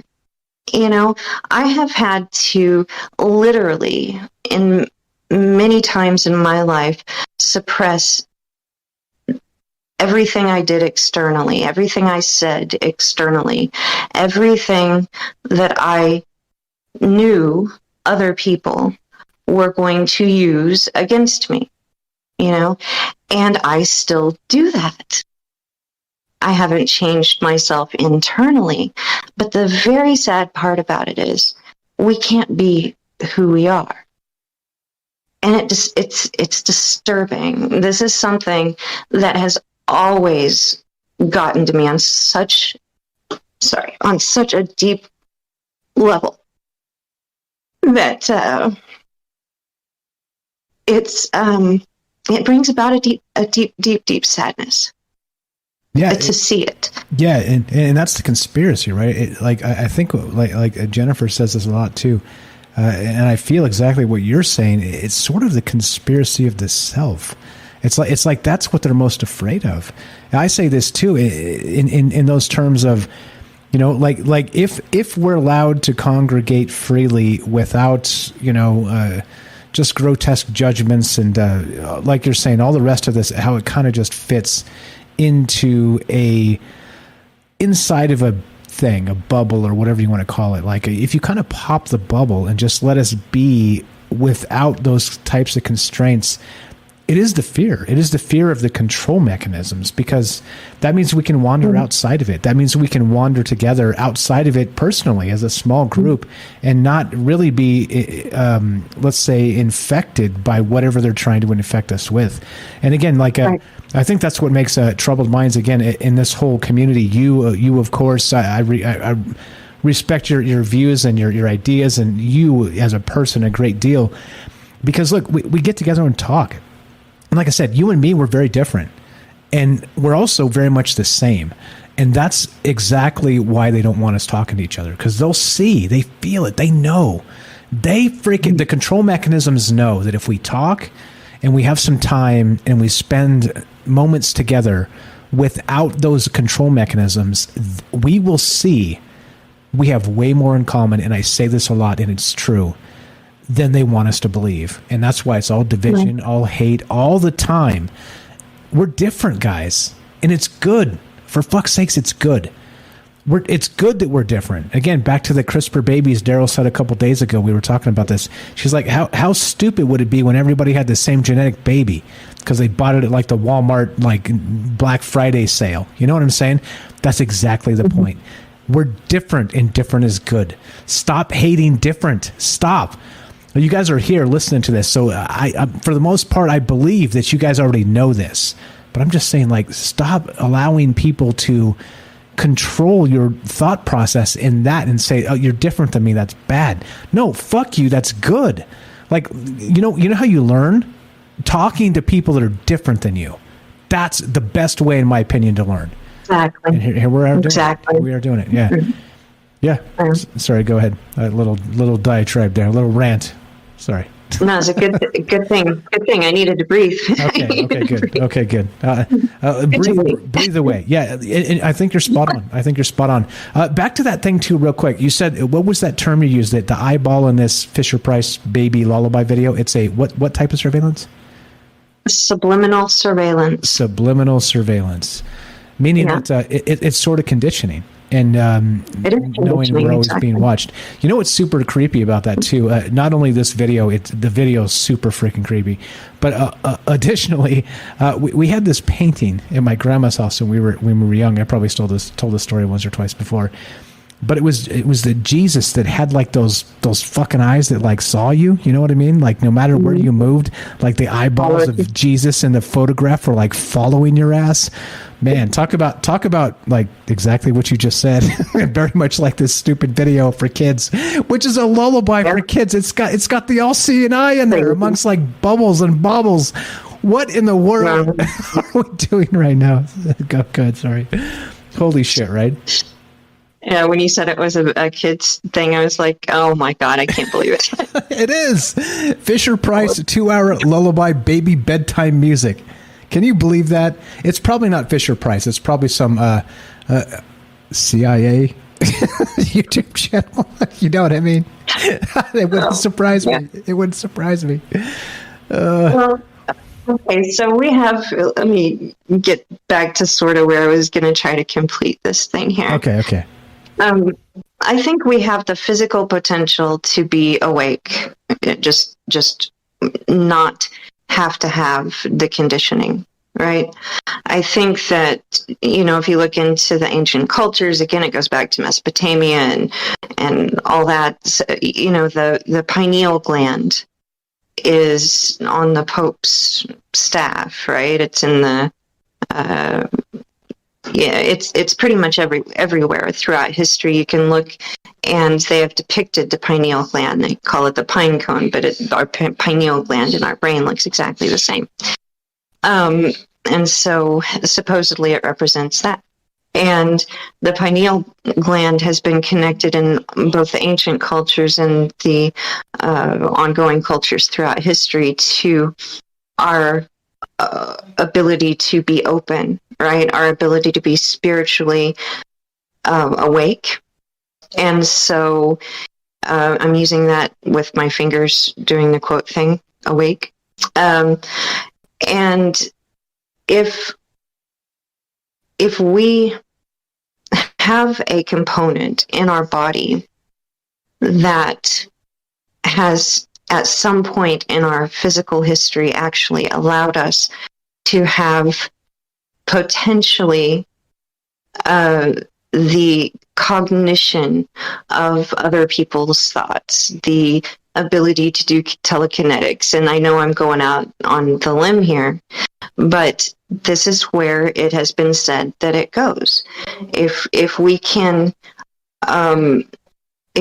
consider the possibility that we have a lot of components to our physical potential through our physical biology that may connect quantumly in a way that allows us to have more access to that conduit of transparency, of openness, of freedom, of, all of that. And then you look into the fact that they've been putting fluoride in everything, including now There's fluoride in the food, the tea. The fluoride is now everywhere, and fluoride is one of the main components that calcifies the pineal gland.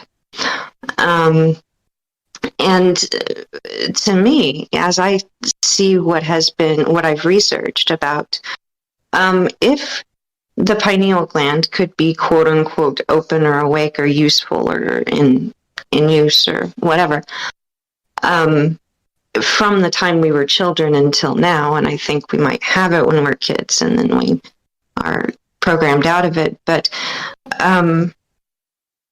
if that were active, then consider this.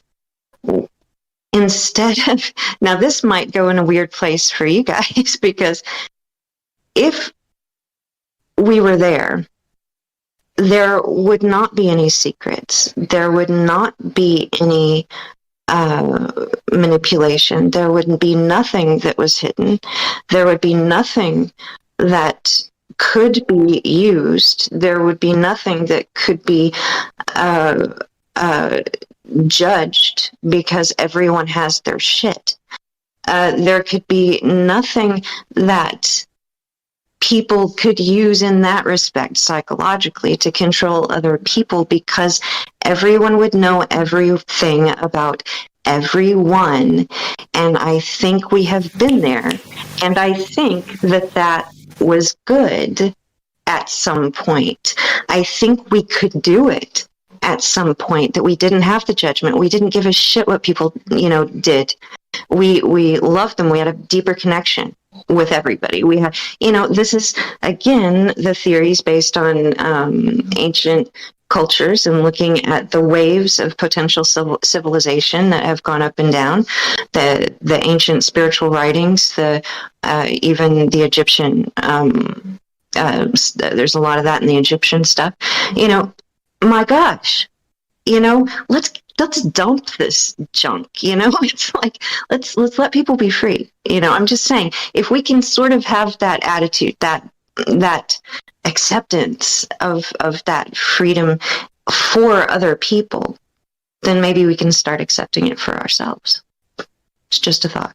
Amen. Just a thought. Howdy there, internet people. It's just a thought.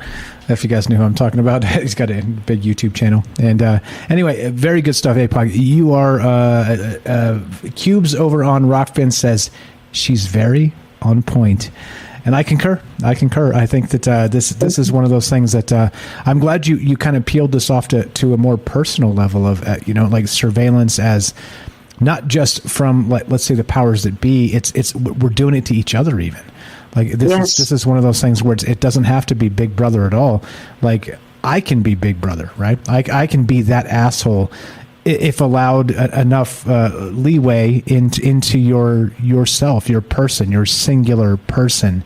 I can manipulate, I can control, and all the rest of that. And I think that's the whole point. They want us to do that to each other. That's the whole idea of this division politics I'm always talking about, and all the hate. Fuck, why all the hate? It's like, hey, you don't vote for this guy, we're going to burn your fucking house down. It's like, what are you talking about? Like, that's the dumbest thing I've ever heard. Literally the dumbest thing I've ever heard. You know why? Selected, not elected. That's why. That's why. This shit is a big joke. We live in this like upside down fantasy world where they expect us to believe that going like literally walking down to one little fucking phone booth once every 4 years will change anything. Get the fuck out of here. Get the fuck out of here. It's the dumbest idea ever. It literally is, right? And I get it. There's like I'm going to digress too much. I'm going to shut my mouth there. But I'm just saying, look, hey, we own this. This is ours. It's already ours. It's always been ours. Let's just own it and be good to each other. That's it. Yes. That's it. Yes. That's it. 100%. You're the best. APOC. APOC, good friend of mine, good friend of the show's. She's got a podcast called Apocalypse Tau. Are you active yet? Not quite yet? Got 2 episodes, and I'm getting ready to start doing some shorter episodes. And then when I get to the property, I will be doing longer episodes. Yeah. Okay, and I'm about to be on that podcast too. If I have to, You're going to be on it. I have to elbow my way into that shit. I'm going to be on there. I'm going to be like, sorry, APOC, this is where I'm going to take my bully moment, and I'm going to be on your podcast. Ah, you're the best. Give her a follow, please. Scroll down, link in the description. Apocalypse Tau, APOC, a good friend of mine, good friend of ours. Thank you very much for sharing. Thanks for taking this in a different direction, and that's exactly why we talk about this in the format we do. You're the best. Let's go to James. I think Daryl's been quite the longest. Let's go to Daryl real quick, then James real quick. We got Jennifer jumping back in for one final comment. Daryl, go ahead. Minds? Yeah. Rohan. Oh yeah, him too. Rohan. Him too. So let's do that. So okay, so we'll go quick style, Daryl, quick style, James, quick style, Jennifer. Then we'll go back to Rohan and we'll wrap it up. Daryl in New York, what you got? I just was saying, there's either the voyeurs or the exhibitionists. And why do we have so many voyeurs, you know? I think there must be something innate about this control thing and being a voyeur and watching everybody. I was going to say that, and I was also going to say Rohan has something to say about remote viewing. So he knows how to do it. It's not that hard. You don't have to be psychic. Rohan, I hope he can mention whatever he's mentioned to me before, because it's very interesting. Perfect. And that's it. That's all. You're the best. Daryl, give her a follow. The YouTube channel, link in the description. Look, scroll down, make it easy. Follow Daryl, follow APOC, follow Jennifer, follow James. They're all links in the description. Please follow all these people. And I mean it. Look, they literally are like a huge percentage of troubled minds, right? They inspire the shows. They chip into the shows. They turn shows on their head and take them to places I'd never conceived myself. Look, this is not just me. Okay, this is us, and I mean it. Please scroll down, follow all those people in the links. It would mean a lot to me. Please. James, welcome to Troubled Minds. What's up, brother? Anything on any of all that shit? Because it's been a little bit, been a minute. Yeah, you know what this is, excuse me, making me think of is going a little more sci-fi with everything. The Borg from Star Trek. If you see them, 9 times out of 10, they have one eye that is covered with some kind of device, and then the other eye is not. And, excuse me, this is just making me think of how connected they are, and then how they are really, literally watching each other and themselves, because they are all connected to this hive mind. So technically, they could be watching their surroundings, their physical surroundings. They could be watching other locations through these other devices. And then they could be watching each other. And just all these variations of all those things. And that's just... of course, when they came out, the technology was a lot more, I would say it was a lot more, it covered a lot more of the body. But if you take that technology to, let's say, more current stuff, or even more classified stuff, more classified tech, you wouldn't even need all that stuff covering the person. No, of course not. And you're blowing up my brain. I when you said it, I was about to cut you off and say it, but I wanted you to say it. Listen, this is also the thing about the Borg, which is interesting as hell. So you super smartly said they've got one eye, one organic eye showing, and they've got one eye that's covered by some sort of machinery, all right? You know what's also interesting about the Borg and the hive mind in Star Trek is they ignore you until you become a threat. Yes. They ignore you until you become a threat, and then the entire hive descends upon you. Holy shit, James. Holy shit, James. Yeah. Hey, nice observation, my friend. Very nice. Very nice. There you go. Look, this is why we do it. We can't think of all the amazing things personally in a moment, right? But you give us a few moments together and you see what happens. Shit gets real. James, you're the best. What else you got? That was it. Just this whole conversation has just led me to thinking of the Borg. Amen. Amen to that. Give James a follow. Salcedo Paranormal. Follow James here. Link in the description. So we got Rohan on deck, and also let's go to Jennifer with another thought. Jennifer, Missouri, go right ahead, and then Rohan after you. How are you? Good, really fast. Listening to APOC and everything. It's very inspiring. Like, okay, looking at this perspective of that we're being watched, that we know that we're being watched, that kind of perspective that everything's being noted. One important thing that I think is helpful, and I just wanted to mention this, was that the hardest part is not the doing the right thing. That's not doing the right thing is not the hardest part, but realizing that you need to. This takes an observer perspective. Watching yourself from one of the first things I think that really helps a lot is to project yourself kind of up in the corner of the room and watching, making it possibly a practice even, of seeing what you do, hearing the kind of thoughts that are going through your head, seeing yourself from outside of yourself without any judgment, but seeing what you're doing and without judgment, observing all the things that you're doing in your life from the outside as an observer of your own life, not the lives of other people, just yourself. And the ego will sets off for reactions of what we want. You'll notice the interaction going on with the outside of it, with the gaslighting and that sort of thing. If you can see when you're when you're doing things a certain way, but observing what you're doing, observing yourself, and the conspiracy of the manipulation and the gaslighting, we don't need it.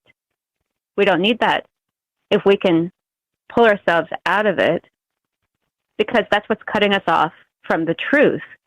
If we think that we own everything that we're doing and everything that we're saying and what we're thinking, if we think that we own that, you have to come outside of that and see, watch, and observe the self and what it's doing. And then you can kind of start to see what you're doing, why you're doing. You'll see a pattern within yourself. And then there might be something inside of you directing you, perhaps, maybe your truer self, about what you might tweak here or there. Like you may react to situations in a way you don't really want to react that way. Observing that interaction within yourself, because there's a whole world inside of each of us, and there's many voices and many ideas going on there. And if we can see those ideas and hear those voices inside of ourselves that are ourselves, or maybe not, but observing it, taking that observational bird's eye view of ourselves and separating ourselves from it, pulling ourselves out of it, taking a bird's eye view of your life. And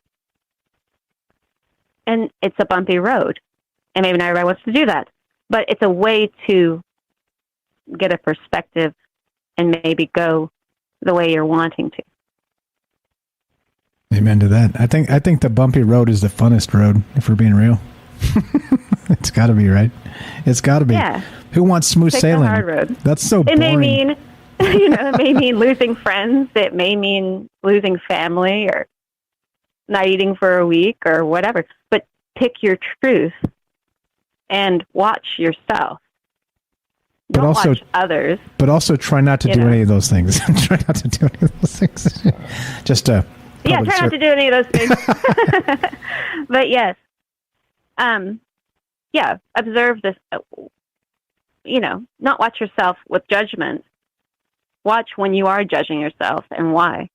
But just maybe seeing it is enough to start moving in the direction you might want to go in, is by taking more of a rider, as in like riding a horse, perspective of your life and observing it and looking at it that way, rather than just being a participant.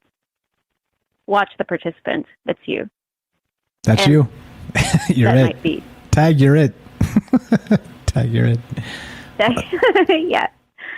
All right.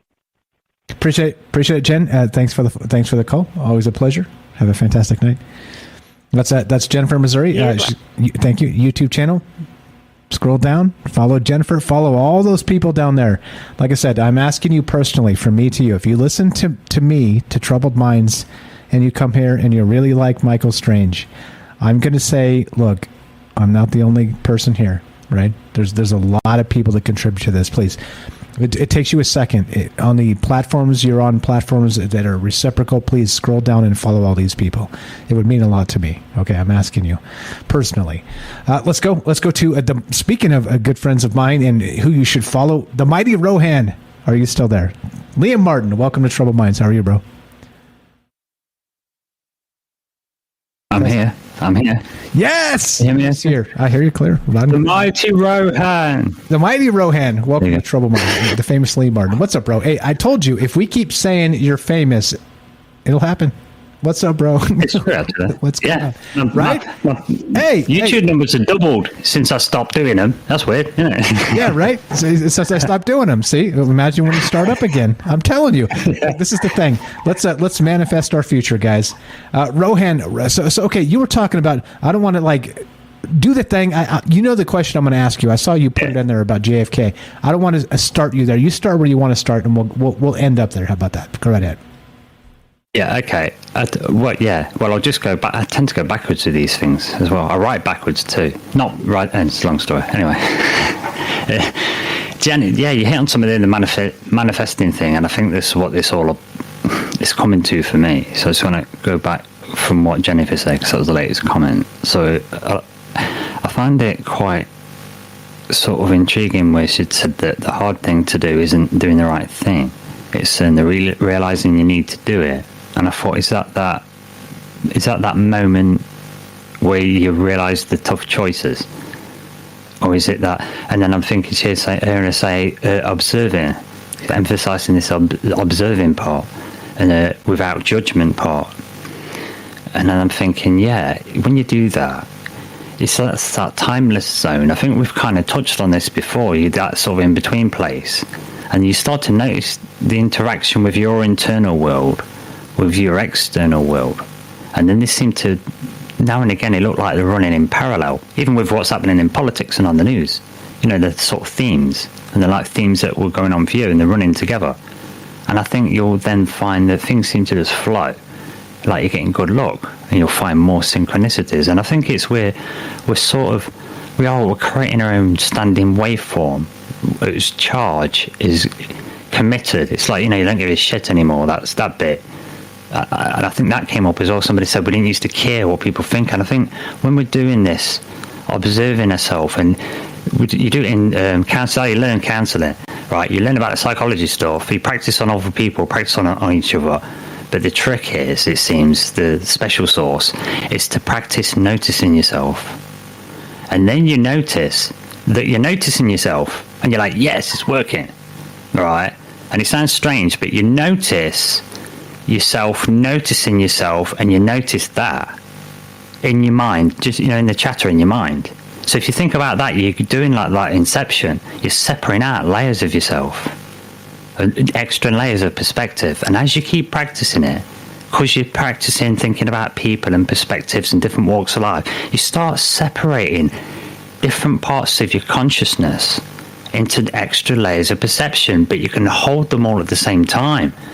Do you know what I'm saying? And you start noticing yourself, noticing yourself, noticing yourself, noticing yourself, noticing yourself, and you're narrating it to you in your own head. So you're doing it like, I don't know how that sounds to listen to, but if you go through the process, it's quite amazing. And I think we're creating a standing waveform of our own bubble. And I think this is where these motivational speakers are really onto something, and they get results. And other people who really try this stuff get results. And these people are able to charge large amounts of money for these conferences because they're in demand. So they have to keep putting the prices up because they're just too busy, because this stuff works. And I think this is where we come back to that old chestnut of the old magic. and what is magic, and what is our consciousness, and what is this talking stuff, and what is, do you know what I'm saying? Because I keep saying it, co-creators, you know, we're making this stuff, and you know, so there's that bit. And then there was that bit with X-Men Apocalypse and with the eye, and what are they doing with this, with these bugs, with these technology things, with this AI stuff? And I think it's literal, our nightmares. You know, the literal, if we use that pop culture word, and it's literally trying to take over the world, right? Literally trying to take over nature. I think that's the way that they're doing it. And like I say, full spectrum dominance. I put that here. They want full spectrum control, full spectrum dominance. And I think the reason there's a rush job is because I think, there's probably big spiritual stuff going on. The zodiacs have changed, but also on a pragmatic level, they want to get that control grid in now before we realize the full implications of these technologies, because we don't tend to notice them until later on, and we start implementing them and seeing the new options. And it's like somebody, I think Colorado, Mike too, Matt Colorado mentioned, there'll be at least 20 years ahead. So they thought of the implications. Do you know what I mean? And we know the implications. So you've got to grab it while everyone's half asleep, still reeling from a pandemic and wondering if we're going to World War III. We're not. It's all a big distraction, isn't it? So get control grid in. Get that in. You've got everybody's body temperature. You know the respiratory situation. So the walking fast, walking slow, everything. You get everything. Then what? Look at what science does. Science likes to predict everything, as much data as possible, as much metadata to predict things, and they get really good at it. Almost to the sense where they think they can predict everything and know the future if you get enough data. And this is the problem. And I think all of this is geared towards, like James mentioned and somebody else mentioned, taking an eye. Well, what else is about eyes? And the all-seeing eye in the Greek mythology, that's Argos. But Argos was, in one of the stories, is the son of Gaia. And that goes back to the Gnostics, where they're going against, they're saying, look, some of these humanoids go against nature. There's a force that tries to get you to go against nature because it can't be you. Yeah? Think about haters and trolls and doxers. Well, imagine that on the big game level. What if it's people that want to be like us but can't, so we'll rather just tear it down? I think that's what we've got to deal with, because we've got a big emotional range, a big charge, and it's unparalleled. So I don't know. I think it's all about that. It's all about a lot of things, isn't it? And I don't know. So much you like I said, we always make the joke about Rohan.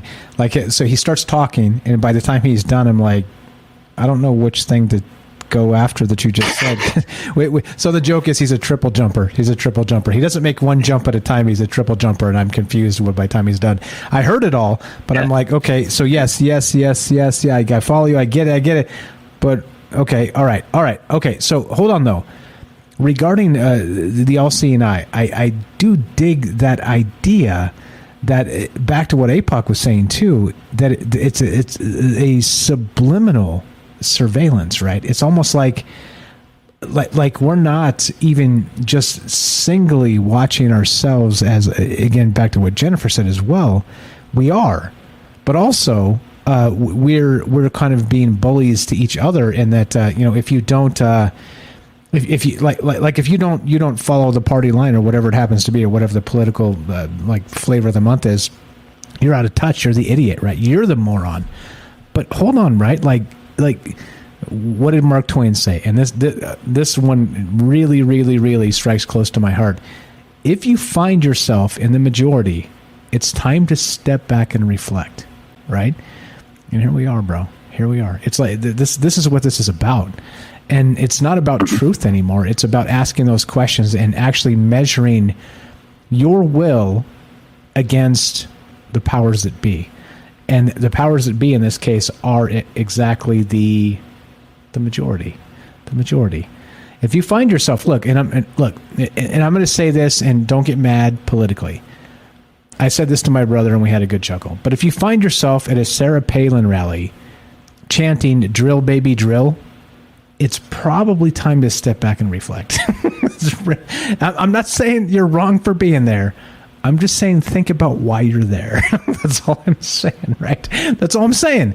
It's complicated, of course, but but also some things are not, and some things we get kind of whooped up into from other people, right? We sort of, and this is the thing too about me. You know this, Rohan. We've talked about this about me. I sort of have that energy, right? I have like energy that's like, no, you know, look, if I have a bad day today, me personally, I turn the page. Let's fucking get it as hard as possible tomorrow. Let's get it. Let's go. Like I don't. Yesterday, you can't do a thing about yesterday. It's over. It's done.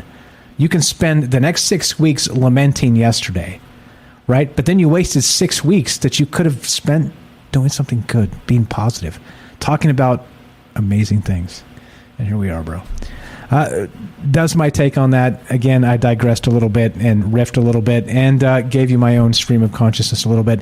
Can you tell me about JFK and those astral guardians? What's with that? Can you explain that to me? I've never heard that. I can, yeah. I did a quick search and I couldn't find anything. I couldn't find. I've never heard it. I've never heard this. Oh well, you needed.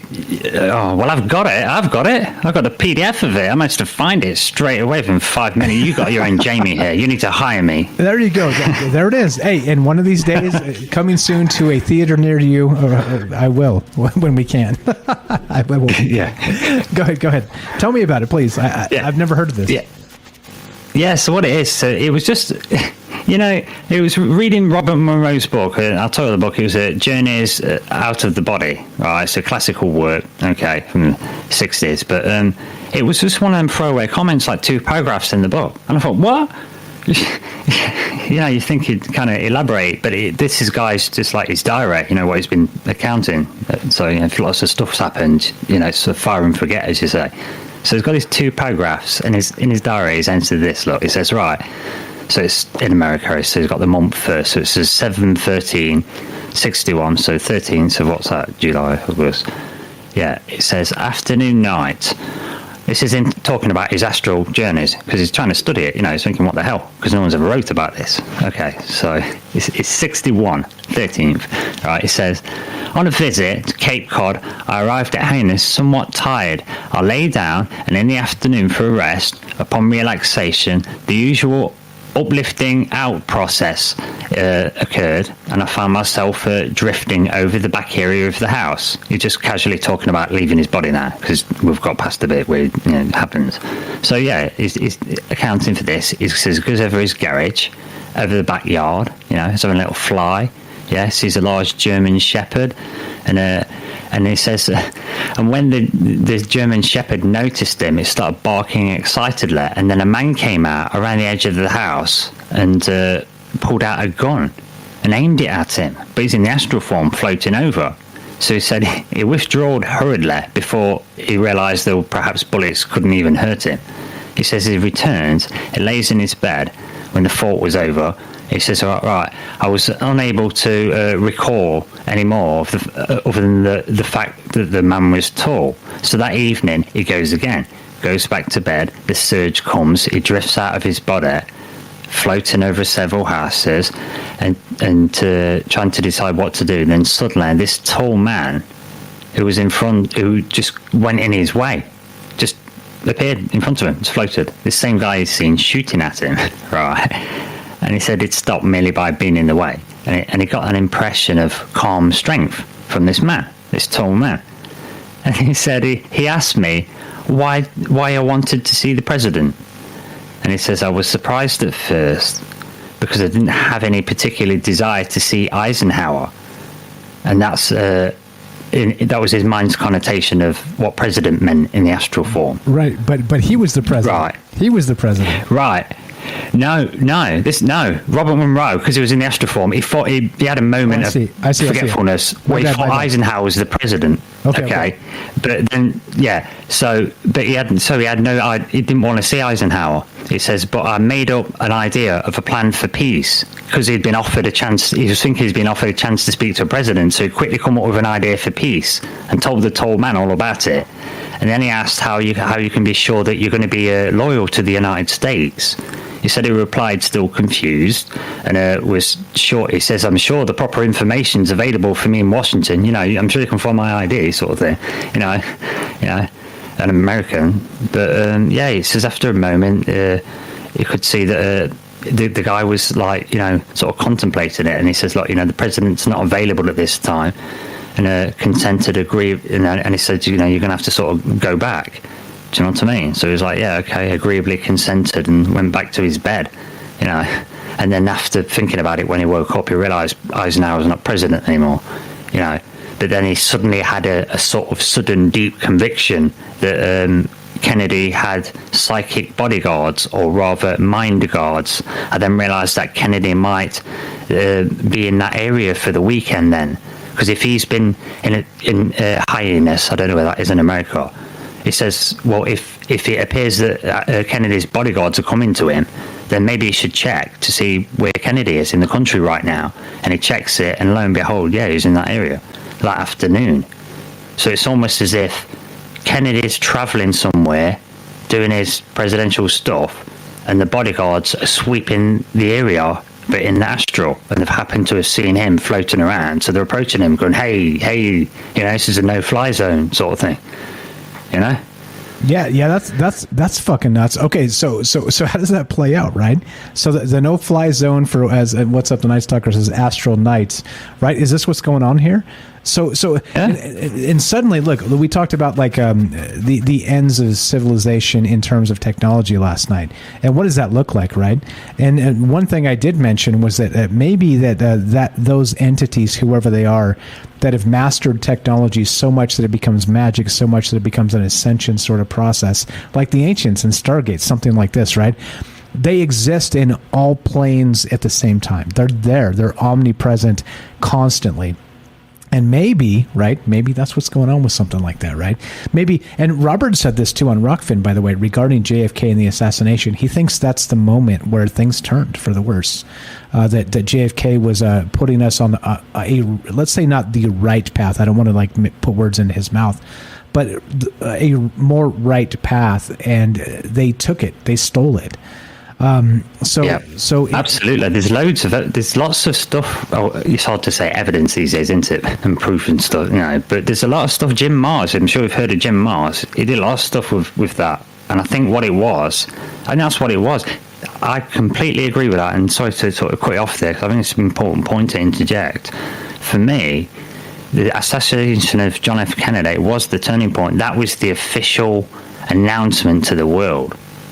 Do you know what I'm saying? That we're taking over, because we've had 20 years of the League of Nations becoming the United Nations. You've got a bit of the UFO stuff going on.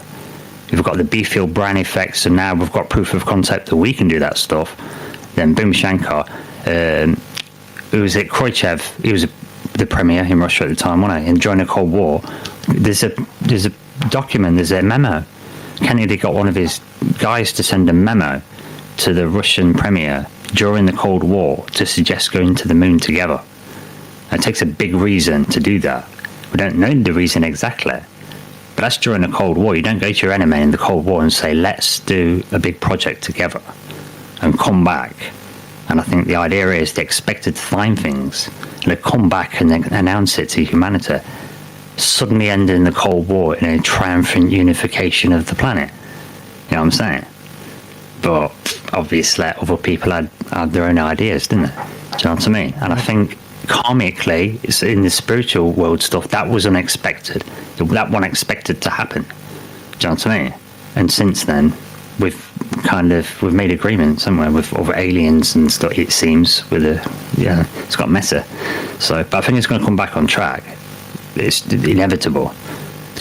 It's almost like it reverses course again. Like I don't want to say some inflammatory stuff that like people misinterpret, but it does seem that the pendulum swings and it kind of comes back to center. It always comes back to center because it can't do anything else, right? It can't. It has to. It has to. And so what that means, I'm not talking about politics. I'm talking about life. I'm talking about the universe. I'm talking about all of these cosmic forces. I think there is. I think there's a pendulum swinging. And anyway, go ahead. Yeah, you're absolutely right. It's a physics thing. We're talking, everything likes to rest at its least energetic state, right? So if you're resisting something, if you're pushing something down, inevitably you're creating that resistance force, aren't you? Balance. That's the key. That's when you're resting. If you get a bowl and put a marble on the edge and let go, gravity's going to pull it down. It's going to roll around that bowl until it finds a place it can be settled and balanced and okay and chill. You know what I'm saying? So if whatever somebody's pushing something down, it's automatically, by definition, creating an opposing force. So eventually it's got to collapse. It's like, how long can you hold a tennis ball under the water that wants to float to the top? Practically, how long can you do it for? Because it's going to want to float to the top. Not forever. You're going to exactly. It's forever. A war of entropy. Yeah. It's entropy war. It's attrition. Sorry. It's an attrition war, and all it does is cause entropy, and then eventually it has to explode into a massive amount of novelty, so you get a quote-unquote golden age, or apply it to a planet. If you freeze the entire planet, that's pretty bad news. It will get a runaway freeze effect because you'll get more and more reflection from the ice. Okay, so that's it, done. Everything's wiped out, almost. But all the marine life will be like, great, it's all ours. And after millions and millions of years, all the volcanoes will build up, and you'll get the biggest ever, bad hair day for hundreds of thousands of years. But then all of the volcanoes will melt the ice out again. Do you know what I'm saying? It's just, you can't go one way or the other. You have to balance, don't you?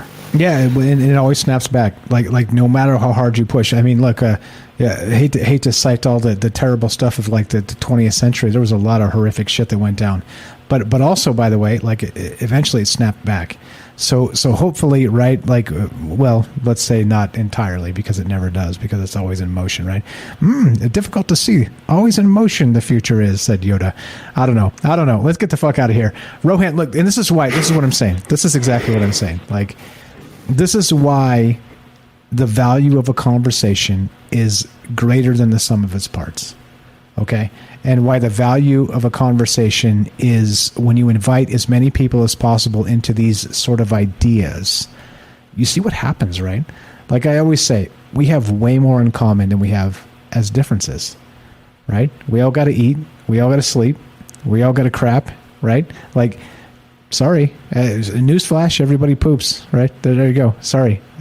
Like, we have so much in common that we never focus on as the human condition, that we find ways to kind of reject those basic premise of just being the same. And we're the same. We're the same, right? The same in our hearts and our minds. We're the same. But like you get led astray. Like I always say, look, and this is the thing too about me. Don't ever take anything I say as any sort of fact. I'm not the arbiter of that truth, right? You are the arbiter of your truth, and be very careful of people bearing answers. That's what I have to say about that. Let's get the fuck out. Please give Rohan, you're the best. As always, look, and I tell everybody they're the best because I mean it. Listen to all this. How could you even quantify anybody else here as not being the best? This is the best. Is this not the best? Rohan, you're the best. The Mighty Rohan has an actual podcast. It's called the Exiled Minds Podcast, and I'm going to elbow my way onto that hook or crook, and I'm going to be on your podcast one of these days, my friend, when he gets active again, and we're going to do that. Please give him a follow. Links in the description down below, and you can find, it says follow Rohan here. And it's like that, is it? What about next week? What about next Friday? We'll sort something. We'll do it. Right. Are you scared? Are you scared? Yeah, I'm totally fucking scared, but I'll be there. You know why? Because I was scared to start this MFer, this trouble. I was scared to start Troubled Minds. Hey, I overcame it. Here we are. So, of course, I'm scared to be on your thing, but we're going to do it anyway. You know why? Because you have to overcome that shit. Let's do it. All right. That's right. Let's roll it. Please give Rohan a follow. Anybody else got something to chip in here? I know we got lots of folks just chilling and kicking it and listening and being a great part of this. Anybody else? Daryl, James, or APOC has something to chip in before we finish up? It is Troubled Minds Friday, so I don't mind going a little bit long, just not till midnight tomorrow. It's fine. Yeah, I actually quickly just wanted to make a comment on Rohan's perspective thing. Jennifer had brought up the third person. That's a very important thing that that I think does prevent people from really realizing what they're doing if they're not doing that. But before Rohan got on, I was kind of wanting to say something, and he just said it. It's like it's Weird. great because Weird. it's not like the there's more to the third person. It's a larger expanse. It's like, and the way that I read into Rohan, what you were saying was, you're moving into the fractally aware, the empathetic, as well as just everything. And I would, Mike, call that a geometric perspective with all the angles and all this stuff, because then you get into having several points of perspective. You have this larger viewpoint that when you're in the third person you might not actually get, because you might still be hanging on to that judgment or that preconditioning or those thoughts of self judgment or control, as opposed to being aware, right? And I do want to, I'm almost done, I just want to quickly mention Krishnamurti's name, because Krishnamurti is so cool. If anybody hasn't looked him up, he's awesome. And he talks a lot about kind of that perspective of also asking yourself questions, right? Of always asking a question instead of just being in belief. So that leads back to your show, Mike, and I'm done. That's it. Follow Apocalypse Style Podcast down below. Everybody else too. Hey, so real quick, I see a Rock Lobster. Hey, so the thing is too, regarding the censorship in YouTube, I removed it. So YouTube actually has like a built-in censorship program. I want you guys to know this, that catches whatever it catches, whatever's built into its algorithm. And I could personally add keywords to that it will strike out. I don't like that because it does catch some good stuff. It should keep out people being just nasty. But it also, like, through context, it peels some other things out. So just regarding that, so I literally just took off all of the YouTube censorship. I unchecked the thing. I didn't realize it was possible. So if anybody has a YouTube channel out there, you actually can go into like this community settings and like have YouTube not censor anything. And that's how we've been rolling for like a week or maybe more than a week now. And we haven't had any super problems. And so that's what I mean. So I've never been about censorship in any capacity. If you're going to just be like antagonistic, and I'm not saying you are or anybody else is, I'm just saying if you're going to just show up and be antagonistic, I'm going to ban you first. And I'm not going to care. I'm going to move on. My mental health is also important. And if you show up and want to shit on me, and again, not pointing to you, I'm explaining the censorship thing. I'm just saying in general, if somebody shows up and they want to be like an antagonistic bastard, they're gone. I'm over trying to be nice and like explain myself to people. So I'm saying, Rock Lobster, you and I are cool, and that's what I'm saying. But you mentioned censorship and a particular mod's name. I want to make sure that you understand that in many cases it's not that, and many of the other mods can vouch for that. That in the past YouTube has auto censored shit that we had nothing to do with, just to let you know. So just so everybody's clear and on the same page. Okay, so that's it. I'm a ban first, ask questions later guy, and I recommend that to everybody, by the way. I've changed my mind. I used to think that like people want to talk, and no, like some people just want to fucking like cause a ruckus, and that's that. So there you go. So I just want to make sure we're all clear on that and on the same page. But anyway, let's get the hell out of here. Let's do it. Again, please, people, if you haven't followed all the people down in the links in the description down below, you guys know who they are. James, anything else? Daryl, anything else before we go? Nope, we're good. James has an outro. Daryl, anything else? All right, let's roll it. Let's do it. I'm playing some music. This one's for Jay in New York. Jay, New York is such a great dude. Look, everybody's the best because guess what? Look, can't we all be the best? Isn't that possible? Right? Think about when I say you're the best. You're the best. You're the best. You're the best. And I say this to everybody. Think about it. Is it a competition? Is it possible for us all to actually be the best? Yeah, it's possible. We can do this. We don't have to like be bogged down in other people's preconceptions of bullshit. Just be the best you can be. and then you're the best. You see? It's a simple thing. Sometimes things are simple, sometimes things are hard. Steph, do your best, be your best, and you are the best. There you go. Let's do it. Ladies and gentlemen, boys and girls, cryptids, reptilians, transhumanists, let's say remote viewers, I present to you James Salcedo of Salcedo Paranormal. Security without liberty is called prison. And that's from Benjamin Franklin. Indeed. There it is. Hey, a great one from James, and I concur. I concur. It's let's not imprison ourselves. Let's not use the all-seeing eye against each other. Let's avoid that. Let's be the best we can be for ourselves and by ourselves, and also as a result make each other better for it. Support each other. Don't shit on each other. It's not a competition. It's not a look. We can all be good together. We can all succeed together. This is not a competition. You get it? I mean that. I got a track record. Go back and listen. This is the shit I've been saying all the time. Look, please follow everybody. Links in the description below. I don't know where Night Stalker's been, bro. Hey, you been busy at the store? We ain't had a Night Stalker call. Hate to call you out. Give him a follow too. Everybody, links in the damn descriptions down below. I've got an idea what might have happened to Derek. What happened? Amazon finally came through, and Derek now has his replacement body. He ordered a replacement, and it's doing his work for him, and he's like sleeping. Okay, that's cool. Yeah. Or what, doing something else. Fair enough. All right, guys, if you want to join us, these conversations go 24 hours a day sometimes. If you want to come say hi, troubledminds.org, click the Discord link. Come say hi. Many of these people here right now are all on Discord.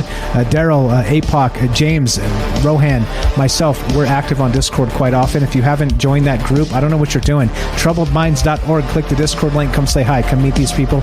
They are way more amazing actually outside of the confines of this show than they are inside, because I cut them off and there's time constraints and all the rest of that shit. So don't worry about that. Come say hi, come meet these amazing people. I vouch for all of them, and guess what? I wouldn't if they weren't, and that's that. Let's get the fuck out. Ladies and gentlemen, boys and girls, as it ends, if you want to help the show, a few ways to do this. Troubledfans.com, merch. Rockfin, you can sub up there.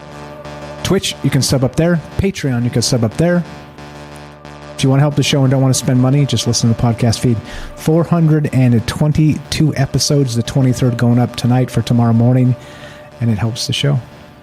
As we finish, it's exactly like this. Anybody want to do it? Be sure, be strong, be true. Thank you for listening. From our troubled minds to yours, have a great night. Thank you, James.